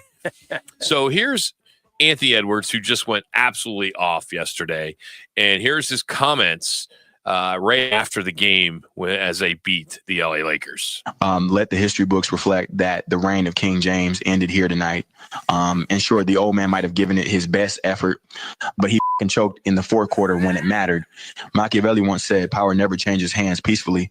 Only in death does the crown fall from a true king's head. Well, how fitting, because for the self-appointed GOAT, the so-called King James, Game 4 was his deathbed. In that 43-point performance I just dropped, snuffed his ass out on national television as I ripped the crown off his head. His stupid white boyfriend stood there helpless, watching as King Anthony, the one true Lord of the Western Conference, ascended to his rightful throne. Now, I know the series ain't over yet, but it's just a matter of days before I banish the sorry-ass Lakers to the Shadow Realm. See you mother then. That was classic. That is pretty funny. Now, the flip side, Luka Doncic, his comments after the Game 4 loss. I'm afraid to say this, but my glorious king, LeBarbie Diddy James, is completely washed. 19 points on 18 shots and 4 turnovers. That is just awful. It's time for him to retire after Minnesota sweeps us. I have no help on this trash Lakers team. I thought I was back in Dallas for a second before Kyrie arrived. I'm literally carrying these bums. Rui Trashimura, another dog player. No idea how this dude got starting job in the NBA. Doritos Finney-Smith, 3 points in 32 minutes. What the hell am I supposed to do with that? Dude is bricking every wide open shot when I pass him the ball. What a joke. And finally, Austin Reeves all over the court tonight. What the hell was he doing out there? This guy is just a glorified Kyle Kuzma, if we're being honest. And everyone knows I don't play any defense. Anthony Edwards absolutely cooked me like turkey on Thanksgiving. Maybe I should join him in Minnesota because this Lakers team ain't winning with this roster. So there's Luka. Again, if you're just joining us, our AI parodies from the weekend. Yeah. Now we'll go from the NBA to the NFL. And here's Deion Sanders talking about Shador's slide. I said my son would be a top 5 pick, but I meant in the top 5 rounds of the arena leagues. I hope he gets drafted because he's a terrible dad gum rapper. That boy has zero tone or talent. He better put out a sex tape out or something because he has no future there. And I just don't understand how refusing to meet with teams and being disrespectful to multiple organizations would affect his draft status. It's not fair. We retired his number. Gosh darn it. My son didn't get picked because every team is dumb. It's not because he's an insufferable jackass who's incredibly vapid. It's all 32 of them. It's not because nobody wants a diva-ass quarterback or because nobody likes me. It's because the Lord works in mysterious ways. And no, I don't think the Lord is telling me to stop being a massive douchebag that nobody wants to be around. I think he's saying to buy more jewelry. So that's what I'll do. Oh, man. Oh, man. We got 2 more. We have 2 more. Classic. These are the best. You know, I look forward to these every Monday, Thursday, classic. Friday. All right, here's Shador Sanders talking about the decline and going as low as he did to Cleveland. And after Gabriel was in the 3rd round. I want to thank the Cleveland Browns and the GM Andrew Berry for drafting me and giving me an opportunity to fulfill my dreams of playing in the NFL. But I'm going to have to decline this draft pick because they drafted Dylan Gabriel before me, and I will not be embarrassed like that. I'm not some 3rd or 4th string quarterback you can just bring in to be made fun of. Not to mention Cleveland is a boring-ass city, as everyone knows. Even their own LeBron Diddy James left that city to go to Los Angeles. So, yeah, I declined my selection because I want to be drafted by another team that plays in a good city like Los Angeles, Miami, or New York. I thrive under the bright lights, and everyone knows the street lights don't even work in Cleveland. So thank you to Cleveland for drafting me, but better luck next time. Primetime Shader ain't made for that city. Not bad. I mean, that's classic of exactly what happened. Oh, sure. I mean, that is totally on par. I like it where the street lights don't even work in Cleveland. All right, and our last one, Mel Kiper Jr. talks Shador Sanders. I mean, outside of not being a good quarterback, what's he lacking? The only thing wrong with him is that he's completely unlikable, and his teammates absolutely hate him. One of his teammates was his brother, but there are tons of people that have no talent and still get paid a lot of money. I mean, look at me. I'm known for my hair that I no longer have. It has to be racism, even though hundreds of other black players have been drafted. But let's omit that because then we can try to divide people with a bullshit narrative. His upside is that he can be the most arrogant practice squad quarterback in NFL history, but his downside is that he might ruin your franchise and get your coach fired so his daddy can take over. It's a no-brainer to draft this kid. He talks like a moron and is super arrogant for only winning 13 games in 2 years. He's the total package. I mean, what more do you want in a quarterback? I don't get it. Again, these are AIs. They're parodies. They're all in fun. You're just tuning in. Yeah, so there you have it. You were warned before we played them, so that was our disclaimer. You know, it's the whole thing about his conversation with Brian Dable and Dable talking with his general manager about the draft and the alleged conversation with Shedeur Sanders. He just said, look, we're happy with the guy we got in Jackson Dart, and just kind of moved on from there. It seemed as though the narrative that was out there on Saturday was not only to do with Dable, was people that had a chance to interview him and talk to him and see him on the side or in person, insinuated or allegedly didn't have really good conversations with him or weren't comfortable with the conversations. I think that was it right there. They weren't comfortable. I think that was a lot of it. Yeah. Not that he didn't have the talent, doesn't have the arm. No, he does have talent. He's got the ability. Yeah. So, and so much of even hinted, the Deion Sanders as the dad. Okay, we see that. But there was people can say a lot by not saying anything. Mm-hmm. I thought Dable and the general manager just moved on real quickly. We had we've had good conversation with all of the people that we talked with, and we like our pick. And you move on from there. And so if they're going to doubt that, they vehemently doubt that things went bad, or if they went good, not to shed any light on the situation one way or the other. It's going to be fun in Cleveland, though, when training camp opens. You know that. Going to be a lot of fun. And I think if Deshaun Watson ever comes back, if he ever comes back, he won't be healthy until maybe be mid-November, if that. Yeah. So by that time, the roster will be set, whether it's Flacco or Dylan Gabriel or Shedeur Sanders. Pickett's gone. They're not going to exercise his option. That just came out this afternoon. He's moving on. Poor guy. Not even at the end of his rookie year contract. His next team will be his fourth team. Seattle would look at him. I mean, if I'm the Cardinals, I look at the guy. Yeah, I would too. I look at him.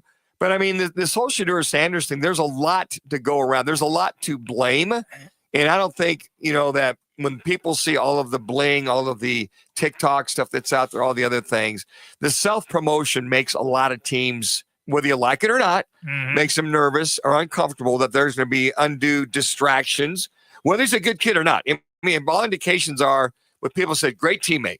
Right. Heck of a talent. Yep. There's a lot of that there, but all the other stuff is kind of left off to the side. So these guys are not, especially what's happened in national football the last several years with the Deshaun Watsons of the world and all the other things, they're going to vet. And if they're going to have any questions, they're going to err on the conservative side as to, okay, it's just not worth it to take this on and maybe have a big question mark. They don't want any question marks as much as they can control. Good job, Manuch. Thank you. All right, coming up, Frank Sanders on Roc and Manuch with Jimmy B. More. You got a gold star today. Put on my refrigerator.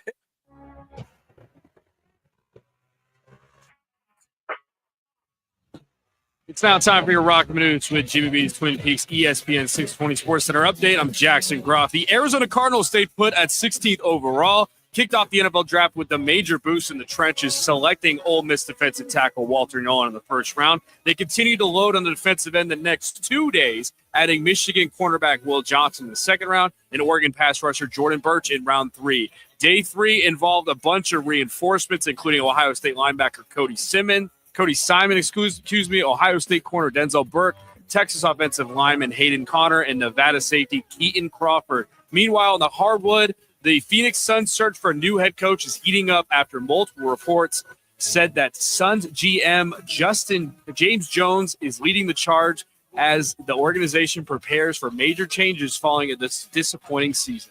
Twin Peaks, eats, drinks, scenic views. Former Cardinals wide receiver Frank Sanders next. Join the team at the largest towing company in the state, All City Towing. We're hiring dispatchers, call takers, lot attendants, drivers, and customer service personnel. Enjoy benefits like the state's most advanced towing equipment, set work schedules, a healthy 401k employer match, health benefits, employer paid life insurance, and a monthly fuel allowance. Ready to take your career to the next level? Visit us at allcitytowing.com. All City Towing, where your future is on the move. RockForWhiteToyota.com. At Wright Toyota, they'd like you to get to know them. Their goal is to make buying your next vehicle the kind of experience that earns your recommendation to family and friends. They invite you to use all of their innovative web tools on wrighttoyota.com. So if you're looking for a new or pre-owned Toyota, head to their interactive website at wrighttoyota.com. The right price, the right selection, all at wrighttoyota.com.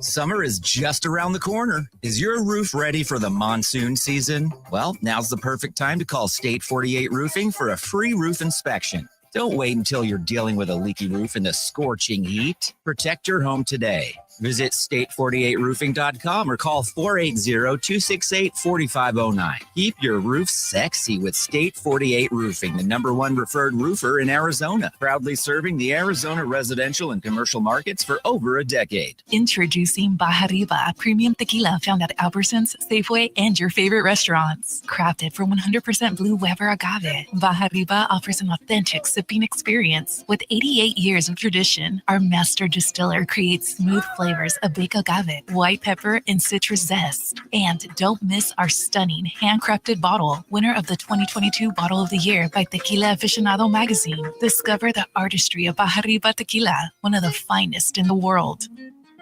Twin Peaks is the best in the game. Here, your favorite drafts are poured at a frosty 29 degrees, and rare barrel-aged whiskeys are served just the way you want them. It's bigger game days and bolder fight nights. I mean, where else can you find a scratch kitchen that always comes in clutch every day from lunch to late night? Only at Twin Peaks, the #1 sports bar. Twin Peaks Scratch Kitchen scores every time. Dig into hand-smashed burgers, chef-inspired flatbreads, and more at your local lodge. My name is Mary Grace. I lost my mom to Alzheimer's in 2017. And 2 months after losing her, my dad was diagnosed. The earlier the diagnosis you have, the more time you have with your loved one. With my dad, now that I know what's coming, I'm able to create memories not only for him, but for myself. So when he can't remember, I'll remember for him. For more information, contact us at alz.org or through the 24/7 helpline at 800-272-3900. Sponsored by the Alzheimer's Association. He played 8 seasons with the Arizona Cardinals. The Sandman. Sanders got it! Touchdown, Auburn! Frank Sanders from Nick. Auburn's ahead. Frank Sanders joins Roc and Manuch with Jimmy B. right here on ESPN 620. All right, Frank joins us to talk about this NFL draft and break down these wide receivers they picked. Which one did you like the best there, Frank? We know that was a need going into the draft, right? Are you coming out of retirement?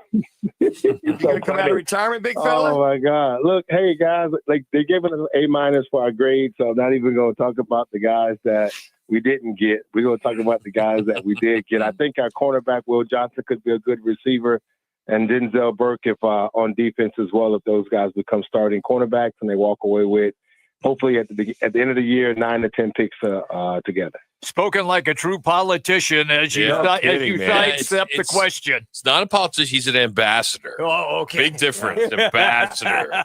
So where's that 4-3 home run hitting where's that guy? The defense guy out there, Frank? You know what, guys? I looked at it the same thing, and I couldn't. I thought we were going to. Our desire was to go out and get some receivers that I thought was going to come in and maybe bring some explosiveness to this receiving core. We do have young talent at receiving core. I do recognize that. But in the second year of this same receiving core, Marvin Harrison Jr.'s first year. In the second year, I thought we was going to go out and get somebody with some speed. That's just being honest. And they must believe that the guys that we have is more than enough, and the speed that we have is more than enough in regards to the receiving core. Or they're just going to let the young guns go out and play. But when you look at the draft, we were defensive sided.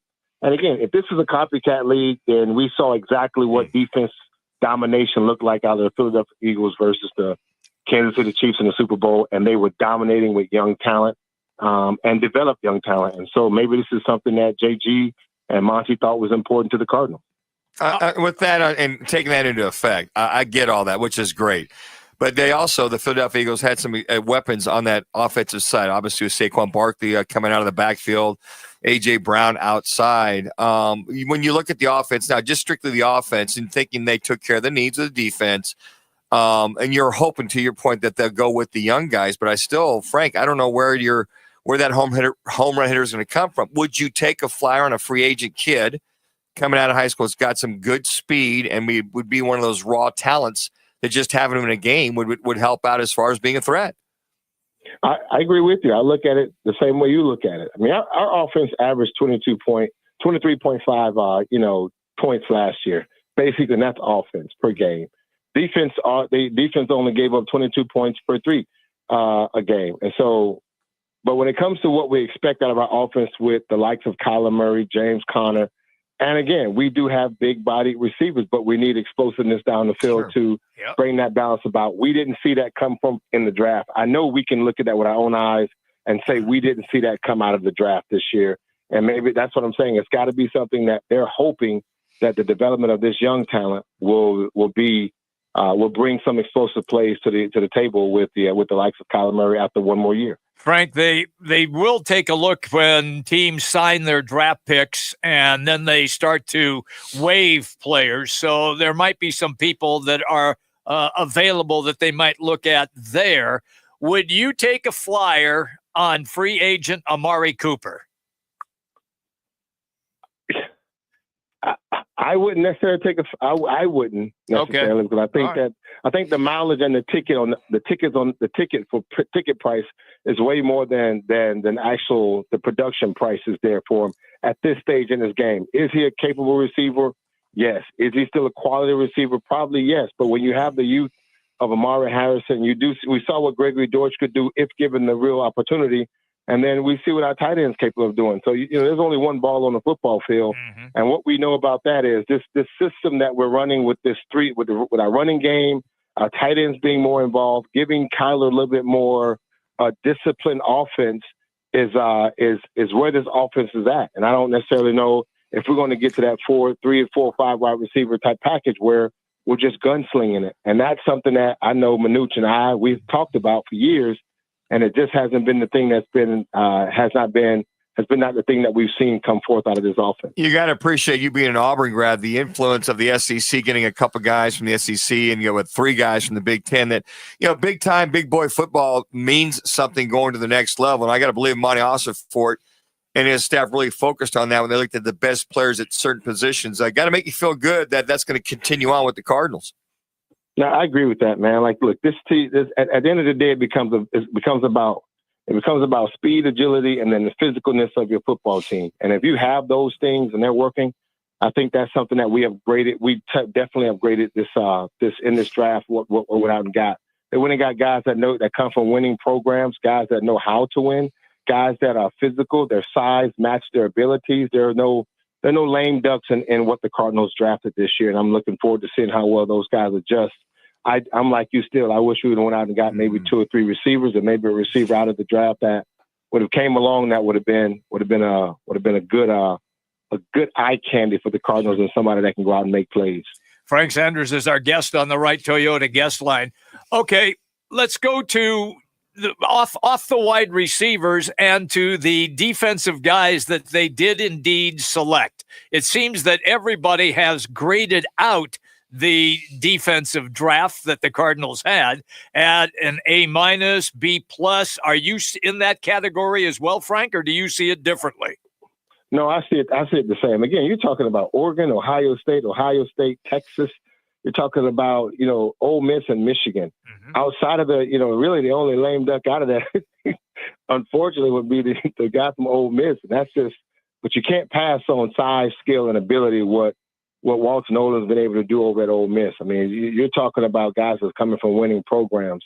We have seen it sometimes in the draft where they go get a guy from some Sam Houston State. No knock on my boy Michael Bankston, but just saying, easy Cowboy, easy. He's a listener now. I know, but they go get guys from different names. We always want guys that come from programs that we feel like they're going to add to the table. Again, the college football saw a real boost in the competition level last year with the changes that they did in in the playoff system, and that was a good boost.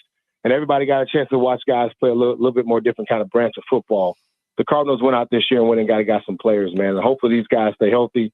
Hopefully they can come in and make some plays and add to what this defense has been able to do. And the defense has been solid. We know that. Offensively, we have not seen the explosiveness we wanted to see. And hopefully, as the free agency period should start to come about, they'll go out and get some guys that can still add to the team. Frank, you talk about the competition, which will be plenty with the front seven. They might be 2, 3, 4 deep at certain positions. But is the 3-game preseason enough, number one, for competition, number two, to help the young guys develop, and then for Walter Nolan, if he does get periodic starts over Calais Campbell, to develop? That's got to be one of the Achilles heel and getting these young guys ready is just the 3 preseason games, I'd imagine. No, there's all these things that have been question marks to getting guys ready, which is definitely our OTAs and the limitness of how much these guys can practice, how much contact they can have. That's 1, 2. When you look at the preseason only being 3 games, we know that in itself is still, we figure it not to be enough in regards to actually getting the younger guys the reps they need, or the veteran guys that are playing, by the time they come into the season, they don't have a whole bunch of reps because the limited amount of contact they can have and the limited amount of reps they will get in the preseason, because you actually want to see the young guys that you draft to get the reps and see if they can, they can maintain what 4 quarters of football look like in the NFL. That in itself would be a question mark. But again, that's the mark that we always see, that coaches find, that fine line between violations of rules and actually being able to go out and coach guys and actually get them ready to play, 17 weeks of football. Sometimes experienced teams win in that development because they're ready. Those guys are more professionally ready to go out and play 4 quarters of football. Sometimes younger teams, such as ourselves, have been in the past. We find ourselves kind of waiting for week 3 to 4 to kind of really come out and play football. Frank, the commissioner came out pretty much and said, we're going to get eventually there, maybe in another year or so, to an 18-game schedule. That means they would only have 2 preseason games. I'd just like to pick your brain on that, being a former player and what you were just discussing. Start first with 18 games and then take me to only 2 preseason games. I mean, all they've done is divided my money, but increased their money as a player. I definitely know that. They just shortened 1 week's check by a couple $1,000. That's all they've done, and prolonged my money. But I think the reality of it is, this is what I would really like to see outside of. I would prefer they not shorten the preseason games, but I would like them to increase the roster. That way, you can have more players on the field. You can have more guys that can get more reps, and then you're forced to, allow guys. Some guys can take a week off or 2 weeks off to kind of rest their bodies. If you have more guys on the roster that's developing, one that has the ability to go out and perform, and you give the veterans sometimes maybe what is that thing they call in the NBA where they take a hall pass day? Load management. Yeah. Yep. So if the NFL had a load management contract, you can add another guy to it, or maybe 4 or 5 guys on the roster. That will give the coach an opportunity to say, maybe the first string quarterback needs to sit down. His arm is looking a little jello-ish. We need to give him a little 1 more week's rest. Maybe the running back or offensive lineman or D lineman to give them some rest. So for maybe an extra week of healing their injuries, it might help. But with a limited amount of roster and adding more games, you create the same problems. Guys have to go out and play, and they have to play, and it's hard to do it on the scheduling that they have now that football is Monday night, Thursday night, and Sunday night. I think there's another night of football that they're playing in the NFL when it gets down to once college ball stops. Sometimes they play on different. Well, they play on Saturday. They play on Saturdays when you get late in the season in December too. Right, and that changes the amount of rest time you get in the NFL. So add more players, keep the preseasons the same. You'll eliminate some of the injuries, or you'll have just the same amount of quality play because guys actually get rest days or rest weeks. Hey, real quick, we don't have much time, but just your overall take with Sanders dropping to the 5th round. You know what? It's a sad thing, but it's a good thing. Sad in the fact that, no one thought he'd go that far or wait that late. That's that. Number 2, I thought that it's a good thing. Now but he got the opportunity he wanted. He wanted to hear his name being called. Rock, there is nothing greater than a player playing since he was 6 years old to whatever age he started playing. By the time he gets a chance to play, to hear his name called, that an NFL team actually drafted him. that's a good moment for him and his family. And we saw the action of his surprise, his humility, and his gratefulness for the opportunity. You weren't pranked at all when you were drafted, were you? Did you get drafted? Did anybody prank you? They couldn't have called me on I had a flip phone at that time. You was a flip phone calling me with a prank? Nah. Yeah, how many did you get, Frank? I got 2 or 3 that afternoon waiting for guys like my ex teammates. Man, I didn't get any prank calls. I'm glad of that too, because it's just one of those things, man. You know, that's a sad situation that happened. Yep. If you look at it, I mean, it's funny and it's sad at the same time. But again, there's a sense of humility that happened in that moment for all of them involved. And at the end of the day, I hope all of them involved becomes really happy for the opportunity of moving to the next level, playing at the next level, and even for a dad watching his sons get the opportunity to play a game that they've been playing since they was little. Thank you, Frank. Have a good week. All right, guys. Have a good one. That's Frank Sanders joining us here on Roc and Manuch with Jimmy B on ESPN 620. You can follow him on X at Frank Sanders 81. Brought to you today by The Taco Spot. Tomorrow's Taco Tuesday, $2 tacos at participating locations all day long. The Taco Spot for a location near you. And they are everywhere, and they're growing. Head to tacospotaz.com. All right, our State 48 Roofing, it's your call question of the day. Some results there, but you're going to hear the general manager of the Cardinals next. It's Roc, Manuch, JB, ESPN 620.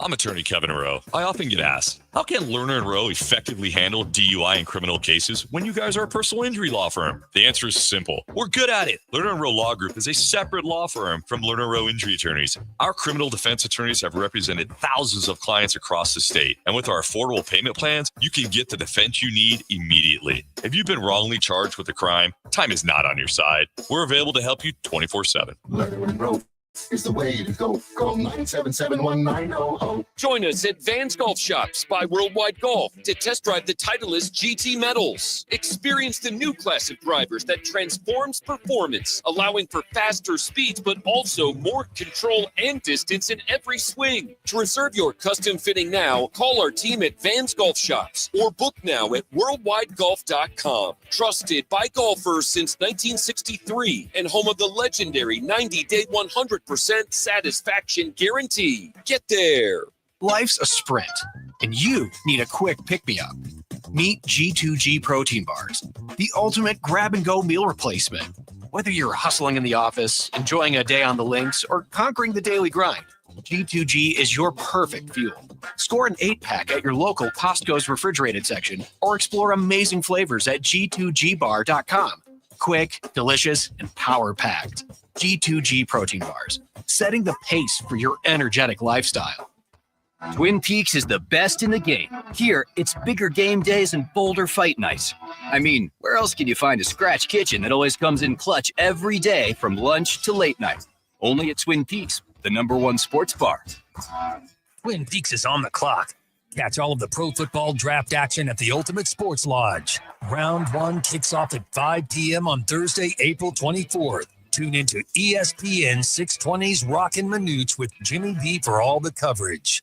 I'm the threat that's already inside the house. I can't be scared away or negotiated with. You can't call the cops on me. You can't even see me. I'm the threat of family fire. And as long as your guns aren't stored securely, I'll be there. Protect your family. Learn how to make your home safer at endfamilyfire.org. Brought to you by Brady and the Ad Council. Every 15 seconds, someone is diagnosed with cancer. If it's happened to you or someone you love, the American Cancer Society can help at every step of the journey. Our programs and services include rides to care, a place to stay closer to treatment, or access to information and day-to-day guidance, all for free. To see how we can help you, visit cancer.org today.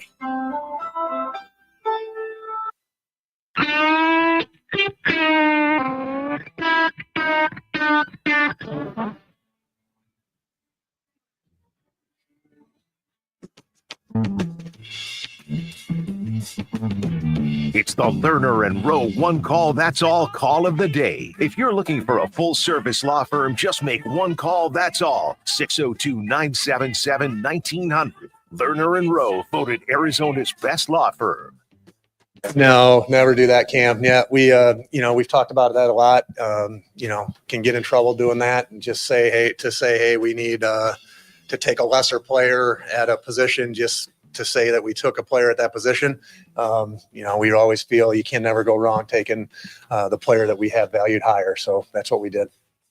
That's the general manager of your Arizona Cardinals, Austin Ford, talking about picking the best players.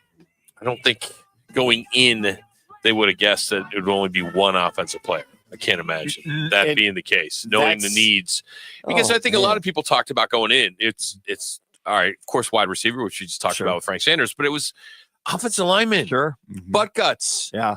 But you look at a team like the Philadelphia Eagles, who've got a lot of praise on what they've done. Of course, they just won the Super Bowl, but what do? They added more defense, and they added a lot of really good players. And they had a good, solid offensive line. They built both interior line with the Philadelphia Eagles. And one thing about their offensive line was huge offensive line. But, yeah, that defense of the Eagles pretty much controlled the line of scrimmage with only four guys in their 4-3 front. And I think that, you think that, Jonathan Gannon coming from that Philadelphia way and Rawlis, the defensive coordinator, also being the one that came from that Philadelphia way alive. I think the way they're building this defense, you give it a year or two, could be one of the more solid defenses, not only in the NFC West, but maybe potentially in the National Football League per se. But I still think they missed that, I feel, with one of the top offensive linemen remaining after Booker left. I forget the other offensive lineman that taken off the board. I just still went after an offensive lineman. But to that point, there had to be somebody in the third, fourth, or fifth round with enough home run speed as far as a receiver that you could have picked. That's a need for the Arizona Cardinals. It's a need. They don't have any explosiveness with this offense whatsoever. And you can control the clock, control the game with your running game and intermediate passing. You got to take some shots, and hopefully Marvin Harrison Jr. will be that shot guy, what it looks like for right now. And Dortch isn't slow, but I mean, he's probably about a 4 or 5 guy. But I mean, a deep threat that you can take it over. So in the meantime, defense wins championships. If they can go ahead and get a pass rush, stop the run, get the ball over to their offense to pretty much what they're going to have to do, Jimmy, matriculate the ball down the field. I knew you were without a home run hitter. Yeah. Then hopefully we'll see how things turn out from that. I could hear it in Frank Sanders' voice a little bit that he was disappointed, just like you were, Manuch, that they didn't grab at least one wideout that could be that long-distance guy. And I was disappointed as well that they didn't take a guy like that. Look, our State 48 Roofing It's Your Call question of the day was grade how the Cardinals did. And the majority of people are in the A to B category, and so that's great. However, you missed maybe a great opportunity to grab somebody in this draft that was loaded with wide receivers, quality wide receivers. The wide receivers was the number one draft choice. Yeah, except for the Cardinals. Except for the Cardinals. So maybe if they've got, and you'd asked about Amari Cooper a couple times. Amari Cooper's a little long in the tooth. He's not a home run hitter. They've got enough possession guys. All right. They got more. You don't think he could stretch the field anymore? No. He's not that guy. Now Zay Jones, he might be the guy. He didn't play a lot last year. No, he didn't. He doesn't. But I'm just talking about a guy that can just turn on the Jets and just be a threat. Yeah. I mean, you don't even have to catch the damn ball, Willie Gault style. All right, Willie Gault could catch. He eventually could catch him a while. And Bob Hayes go way back. The bullet. Yeah. But I think that if there's one piece I see missing with the Cardinals offense, is that stretchability with one guy, and everything else from 30 yards in or 40 yards in is fine. Mm-hmm. But again, it's just the threat. Yeah, so I voted B on this as far because the only reason is they hit it with the defense, but they just didn't address that home run hitting guy on the offense. I agree. I did the B as well, just for that reason. Wide receiver. Yeah. We all know that's a position they needed, especially when all these other teams, it was the position that was drafted the most. The Cardinals didn't even get one of them. Right, yeah. Exactly. Yeah. All right. What's on tap brought to you by the Roc and Manuch Chamber by Dos Equis.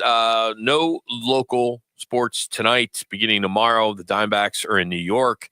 4:10 first pitch against the Mets. You'll be able to hear that on Arizona Sports 98.7, and that will fly. That'll also be Wednesday, and then Thursday is a 10:10 a.m. start, so it's 1:10 Eastern, and then they'll be in Philadelphia for the weekend, and those games start at 3:45, 3 o'clock, and 11 o'clock, and all those games can be heard on Arizona Sports 98.7. But I think overall, you got to look at this Cardinals team, and I think the consensus across the board, every talking head, you're not hearing anybody say C or C minus or D. No. It is a B plus to an A minus, pretty much across the board. And I think I'm sure this front office and this coaching staff and scouting department, they got to be pleased today. And I know they're filling holes right now as they're signing a bunch of undrafted guys. We talked about them in our update. So maybe there'll be a flyer in there. Maybe there'll be one or two players that will be more than just a camp guy and be somebody that can make this team. Yeah, that's just you bring that up, Rock, that maybe some kind of camp guy that's fast will emerge, and you hold on to a guy or you put him on the practice squad for a while. Yeah, just hold on to him. I just think that's one of those pieces that they're missing. But I think they pretty much have scratched the defensive itch. I really believe they have. And what shows that is if you look at who they added today, 6 rookie free agents, 4 of them are offensive linemen, and 1 wide receiver from Wisconsin, Bryson Green. But they got Josh Fryer, the Ohio State offensive lineman. If you're getting anybody from a big school, Elijah Simmons is coming from Tennessee. He's a defensive lineman. Florida State, Jeremiah Byers, he's a Florida State offensive lineman.